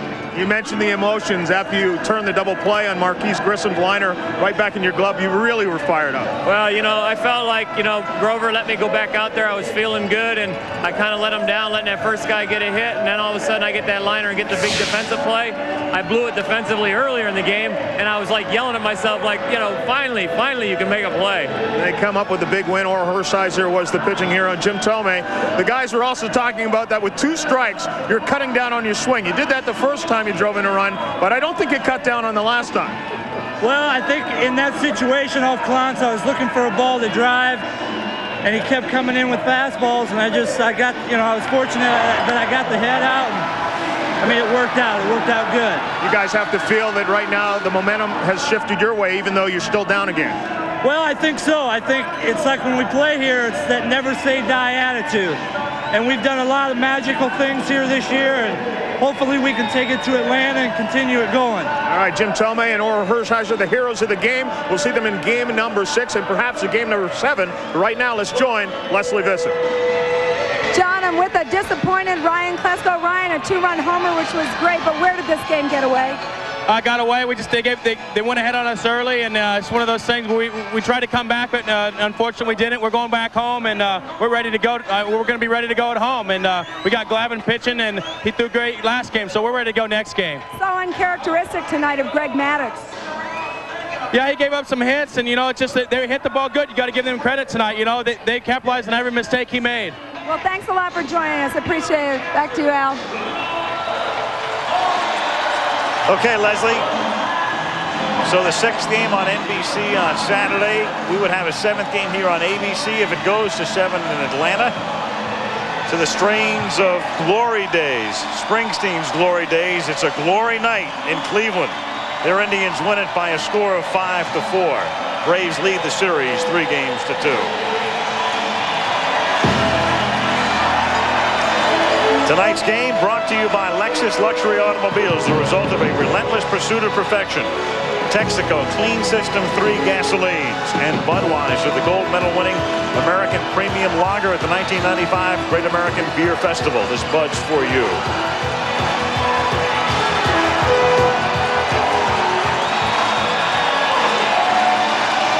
Al Michaels, Jim Palmer, Tim McCarver, Leslie Visser, John Saunders saying good night from Jacobs Field in Cleveland.